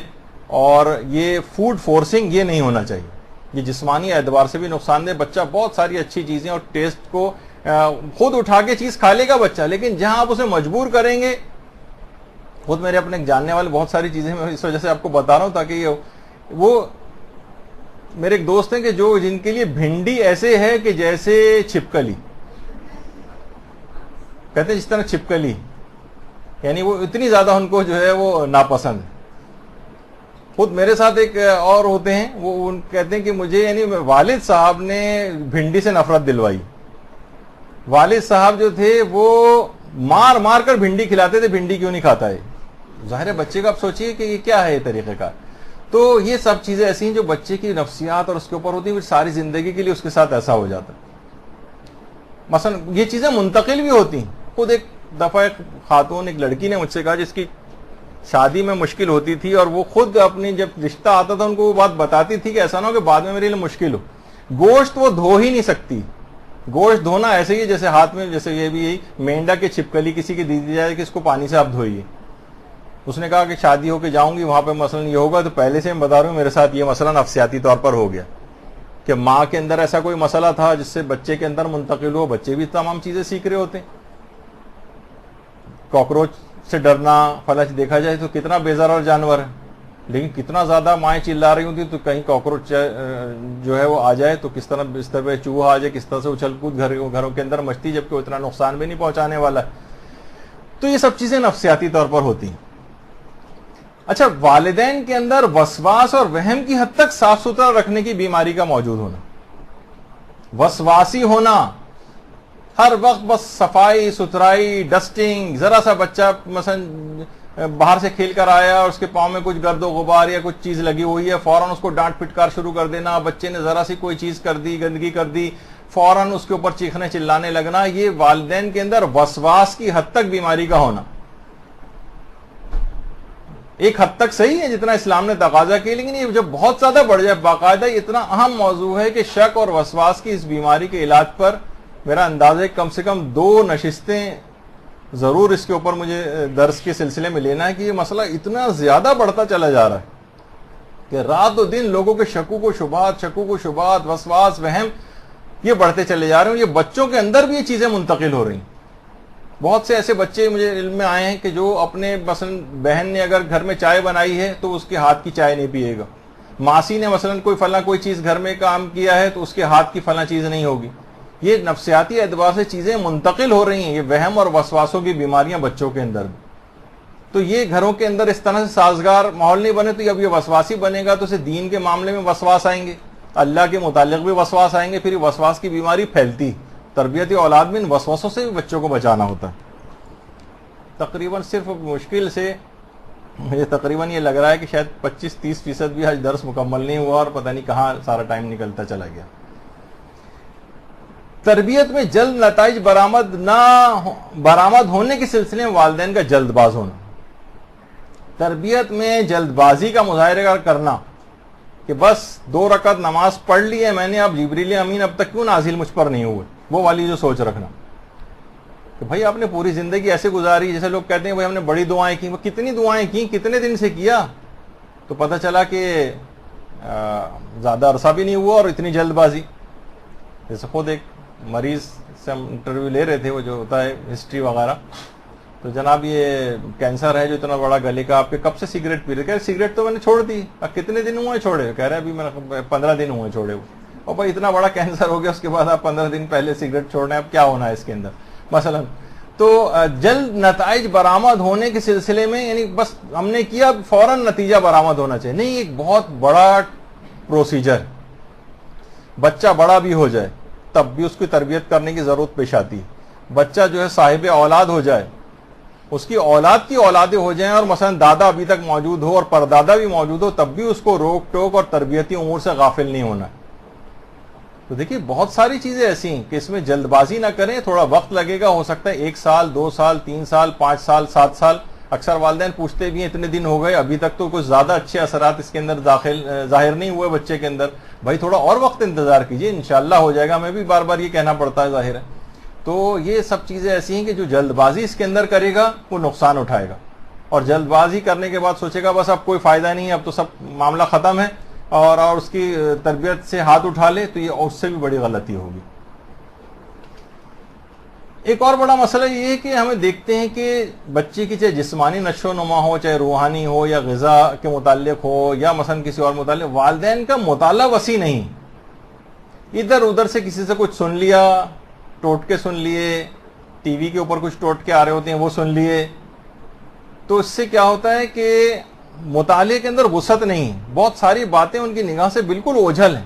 بچے کو کیا کھلانا چاہیے، مثلا کوئی زیادہ کھلانے کی فکر میں تو بچے اوبیس ہوئے چلے جا رہے ہیں۔ اب ان کو نہیں پتا کہ ایک خاتون خود میرے پاس آئی تھی، کہا کہ ماشاءاللہ میرے بچے اتنے صحت مند ہیں کہ میں آپ کو دکھا حیران ہو جائیں گے۔ اچھا، میں نے بھی سوچا پتہ نہیں صحت مندی کا معیار کیا ہے، تو کم سے کم 200 پاؤنڈ کے جو بچے جو تھے ان کے وہ اگلی دفعہ وہ لے کر آئیں تھے۔ صحت مندی کا معیار یہ تھا۔ موٹا ہونا کوئی صحت مندی کا معیار تھوڑی ہو، تو شاید بلکہ بیماری ہے۔ تو اس وجہ سے کہ ان کو پتہ ہی نہیں بیلنس ڈائٹ کیا ہوتی ہے، ہر چیز کا ایک بیلنس کیا ہوتا ہے، والدین کا مطالعہ نہیں۔ کوئی چیز پوچھیں کہ بچے کی مثلا زنک بچے کو کتنا دینا چاہیے، آپ کو پتا ہونا چاہیے زنک کن کن چیزوں کے اندر ہوتا ہے۔ پھر الگ سے جب ڈاکٹر سپلیمنٹس لکھتا ہے تو پھر آپ وائٹامن ڈی کن چیزوں کے اندر ہوتا ہے، فلاں چیز کن چیزوں کے اندر۔ اپنا مطالعے کو وسیع کرنا چاہیے۔ تربیت اولاد کے سلسلے میں جو آخری کلاس ہوگی اس میں میں کچھ کتابوں کے نام علی الخصوص بتاؤں گا جو تربیت کے سلسلے میں 10-12 کتابیں خاص طور پہ والدین کو ضرور پڑھنی چاہیے۔ تو وہ ضرور یعنی ہر شخص کے گھر میں ہوں، جو کہ جن کی شادی ہونے جا رہی ہو یا جو والدین بن بھی چکے ہوں، وہ ضرور ان کتابوں کا مطالعہ کریں تو اپنی غلطیوں کا ان کو احساس ہوگا۔ سختی کی پالیسی اپنانا یہ بالکل غلط ہے۔ جیسے ابھی ہم نے کہا کہ متوازن ایک نرمی کی پالیسی جو ہے وہ اس کے اندر رکھنی چاہیے۔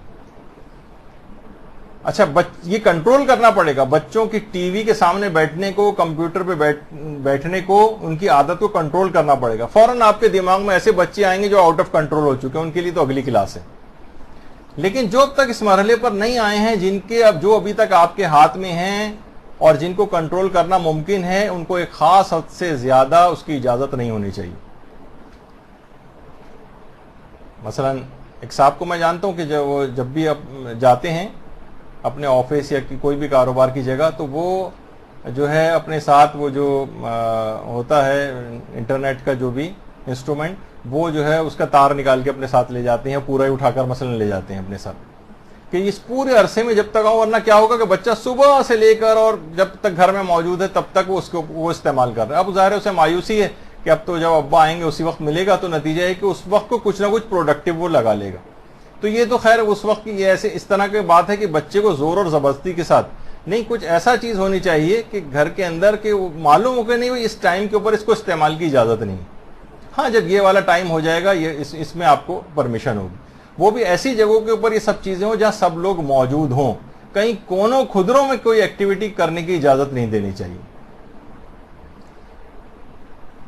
بچوں کے سوتے وقت ماں باپ کا ان کے پاس موجود نہ ہونا، ماں باپ ہیں ہی نہیں، بچے اس موقع پر والدین کا موجود ہونا بہت ضروری ہے۔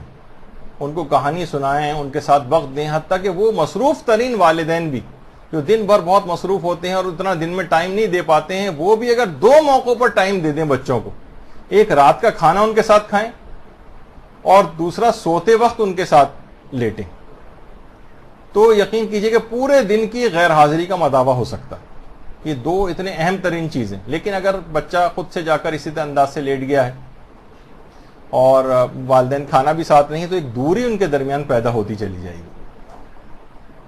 بچوں کو تعلیم و امور کی چیزیں اور اسٹیشنری دلانے میں بخل کرنا، جبکہ کھلونے یا کھلانے پلانے کی چیزیں دلانے میں فراخی سے کام لینا. وہ تو آپ خوب پیسہ اس کے اوپر خرچ کرتے ہیں. فاسٹ فوڈ آپ لے جا رہے ہیں، ہزاروں روپے وہاں پر بچوں کے اوپر خرچ کر دیتے ہیں. کھلونے ایک سے ایک ان کو آپ دلواتے ہیں جس کے اندر خوب پیسہ خرچ ہو جاتا ہے. لیکن جہاں کتابوں کی، اسٹیشنری کی، اس طرح کی چیزیں آئیں تو فوراً بس آپ اس وقت کنجوسی کا مظاہرہ کر لیں. نہیں، یہ بالکل الٹا ہونا چاہیے. یعنی اس میں فراخی کا مظاہرہ کرنا چاہیے. بچہ جس طرح کی جتنی وہ چیزیں لے کر آئے گا لازمی ان کو استعمال کرنے کے لیے وقت لگائے گا اور خود بخود اس کا دل چاہنے لگے گا کہ وہ تعلیمی امور یا اسٹیشنری یا کلرنگ کرنے کی کوئی بہت ساری اس طرح کی جو چیزیں ہوتی ہیں وہ خود آپ جا کر دیکھ سکتی ہیں. اور اچھی اچھی دکانیں آپ تو عام طور پہ شاید وہ چھوٹی موٹی گلی محلے کے اندر جو کھلی ہوتی ہیں جہاں اندر بھی نہیں جا سکتے ہیں، نہیں ایسی جگہوں پہ جائیں جہاں خود سے جو بڑے اسٹورز ہوں بچوں کو باقاعدہ لے کر جانا چاہیے. اپنی مرضی سے جاؤ، چیزیں لو اور اس میں فراخی کا مظاہرہ کریں. ہوتا یہ ہے کہ بچوں کے اسکول کی سرگرمیوں یا تعلیمی عمل کو ٹیوشن ٹیچر کے سپرد کر کے والدین کا لا تعلق ہو جانا. بس ٹھیک ہے، یہ کرواتے رہیں گے. اس سے کیا ہوتا ہے کہ بچوں اچھا وہ بھی اس کو بھی اپنا روزگار عزیز ہوتا ہے، وہ اتنا زیادہ وہ بھی نہیں کر رہا ہوتا ہے، بس جیسا تیسا جو ہے گزارا چل رہا ہوتا ہے بچے کے ساتھ.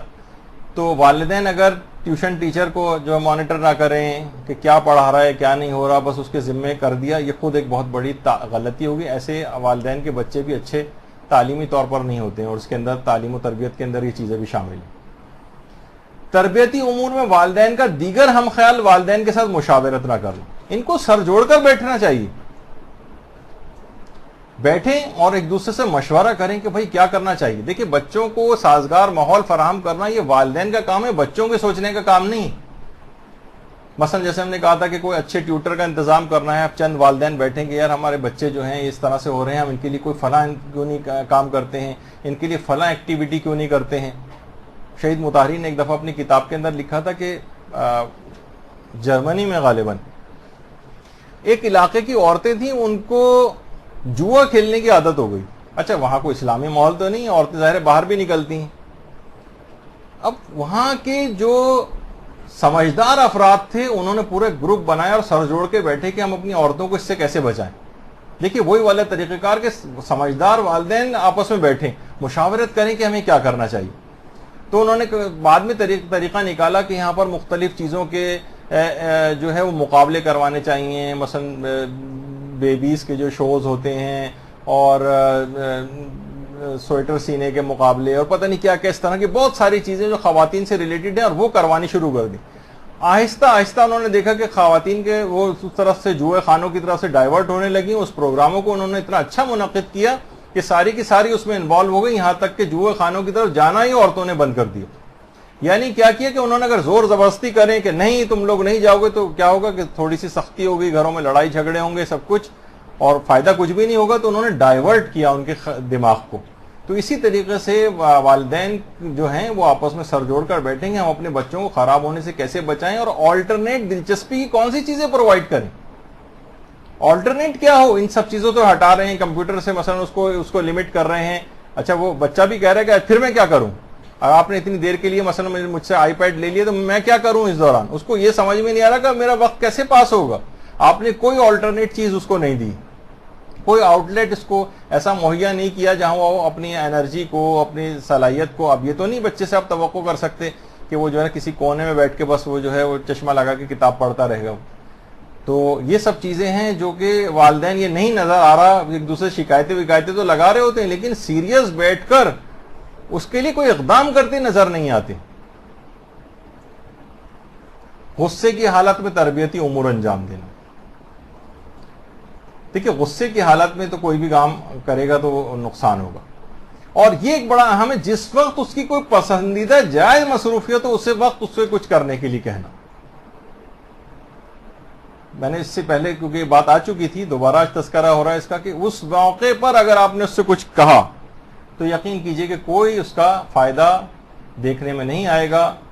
اور اگر اس کی پسندیدہ جائز مصروفیت کے وقت آپ نے اس کو کتنی اچھی بات کہنے کے لیے مثلا اس وقت آپ نے اس کو نماز پڑھنے کو کہا، نماز سے اس کو معاذ اللہ جو ہے وہ دوری پیدا ہونے لگے گی، پڑھنے کے لیے کہا اس کو دوری پیدا ہوگی. تو ٹھیک ہے، اس وقت کو گزر جانے دیجیے، وہ مصروفیت جیسی ختم ہو پھر اس کے بعد آپ اس سے کہیں تو وہ فوراً مان لے گا. ورنہ ابھی زور زبردستی کی کہ عین جس وقت وہ دیکھ رہا تھا اپنا پسندیدہ پروگرام اس وقت آپ نے ٹی وی بند کر دیا، عین اسی وقت آپ نے آگے کہا کہ نماز پڑھو. اب جس طریقے سے بھی نماز پڑھے گا وہ، پھر آپ کو پتہ ہے کہ اس میں کیا ہوگا، پھر وہ یہی ہوگا کہ وہ صرف سر کو گیلا کر کے آئے گا اور کہے گا دیکھیے میں نے بال گیلے میں مسا کر کے آیا، جبکہ وہ نہیں کر کے آئے گا وہ. تو بہرحال بچے کی اصلاح سے مایوس ہو جانا یہ خود بہت بڑی غلطی ہے. بہت سارے افراد نہ کہتے ہیں بھائی اب تو ہم نے کہنا سننا چھوڑ دیا ہے، یہ بالکل مانتا نہیں، ہاتھ سے نکل چکا ہے. خاص طور پہ وہ بچے جو ٹین ایج وغیرہ کے اندر چلے جاتے ہیں، جن پہ ہماری اگلی نشست ہوگی. اور اب مجھے بہت امکان اس بات کا لگ رہا ہے، جس کا مجھے خطرہ تھا، وہ یہ کہ اگلی 2 نشستیں ہو جائیں گی، کیونکہ کیا کریں 50% بھی کمپلیٹ نہیں ہوا اور ہیں ساری بڑی اہم چیزیں، کیسے چھوڑ دوں میں ان کو. تو بہرحال اس کے بعد تو پھر موقع نہیں ہوگا، 2 نشستیں ہمارے پاس اب رہ پائیں گی. تربیت کے لیے بچے کا زیادہ بڑا ہونے کا انتظار کرنا، یہ بات یاد رکھ لیجئے کہ بچے کے بڑا ہونے کا انتظار کرنا کہ بڑا ہو کر خود سمجھ جائے گا، جب اس پر پڑے گی شادی کے بعد تو یہ خود سیکھ لے گی. نہیں، یہ غلط طریقہ کار ہے. آپ کو پہلے سے اس کے لیے سلسلے میں اقدام کرنے ہیں. اور ابھی آپ دیکھ رہی ہیں کہ شاید اب 1 یا 2 تو ہماری نشستیں اور رہ گئی ہیں جو اصل بڑا ہونے پر ہیں، ورنہ آپ نے دیکھا کہ 8-9 نشستیں تو فقط اس تربیت کے اوپر ہی ہوئی ہیں جو کہ پیدائش سے پہلے اور ماں کے بطن میں جب تھا اور دودھ پلائی کا زمانہ، اور اس کے بعد سمجھے 3-4 سال کی عمر تک ساری تربیتی نشستیں یا گفتگو ہماری اسی کے اوپر خرچ ہو گئیں. اور جو اس کے بعد جب وہ بڑا ہو گیا تو دیکھا جائے تربیت، اب بتانا چاہیے تھا کہ تربیت میں تو 10-20 نشستیں اور ہونی چاہیے تھی. نہیں، اس کے بعد تربیت کا کوئی خاص اتنا زیادہ رول اس طرح کا نہیں رہتا ہے جس طرح اس زمانے میں بس جو تربیت ہو گئی وہ ہو گئی. جیسے کہ آپ کو پہلے بھی کہا تھا 4 یا 5 سال کی عمر میں بچے کی شخصیت مکمل ہو چکی ہے، خاکہ بن چکا ہے، بعد میں تو صرف رنگ ونگ بھرنا ہے اس کے اندر. تو یہ ایک بہت بڑا مسئلہ ہے، اور جس کو بچے کا زیادہ بڑا ہونے کا انتظار کرنا، جتنا چھوٹا بچہ ہے اتنی ہی زیادہ بہترین تربیت. جیسے کہا جاتا ہے نا کہ جو ڈرائیونگ بڑے ہونے کے بعد سیکھتا ہے، مثلا جوان ہونے کے بھی کافی بعد، یا جو 40 سال کی عمر میں جا کے ڈرائیونگ سیکھنے جا رہا ہے، وہ کانفیڈنس نہیں آتا اس میں بنسبت اس کے جو 15-16 سال کی عمر میں جو جتنی بہترین ڈرائیونگ کر رہا ہوتا ہے. وہ آپ نے دیکھا ہے لڑکوں کو کتنی مہارت کے ساتھ ڈرائیونگ کر رہے ہوتے ہیں، تو وہ کبھی بھی نہیں سیکھ پاتے ہیں بوڑھے ہونے کے بعد جو کر رہے ہوتے ہیں، یا ایج اتنی گزرنے کے بعد. تو یہ تربیتی عمل بھی بہت پہلے سے شروع ہو جانا چاہیے تاکہ بہترین ان کی تربیت ہو، اور اس کے بعد پھر آپ بے فکر ہو جائیں. تبھی اس کے بعد پھر زیادہ کچھ نہیں کرنا پڑے گا. رنگ بھرنے میں اتنا زیادہ مسئلہ نہیں ہوتا جتنا پورا خاکہ بنانے میں ہوتا ہے. خاکہ بن چکا ہے، 4-5 سال کی عمر میں کمپلیٹ ہو گئی شخصیت، تو اس موقع کو ہاتھ سے نہیں کھونا ہے. تو بہت ساری باتیں اس کے اندر ابھی اور بھی تھیں، لیکن معذرت کہ میں شاید بیچ میں مثالوں میں ادھر ادھر بہت دور نکل گیا، اس کی وجہ سے وقت جو ہے وہ بہت کم ہمارے پاس بچا.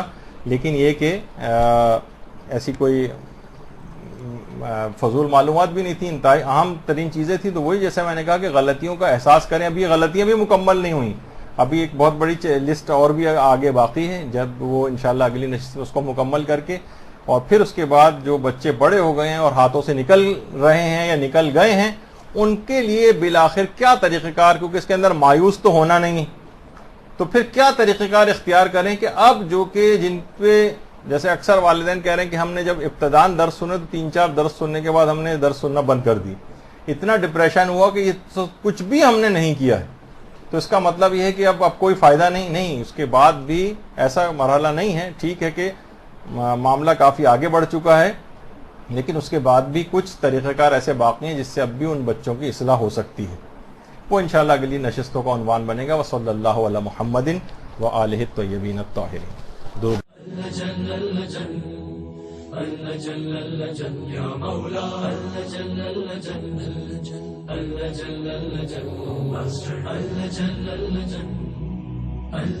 يا صاحب الزمان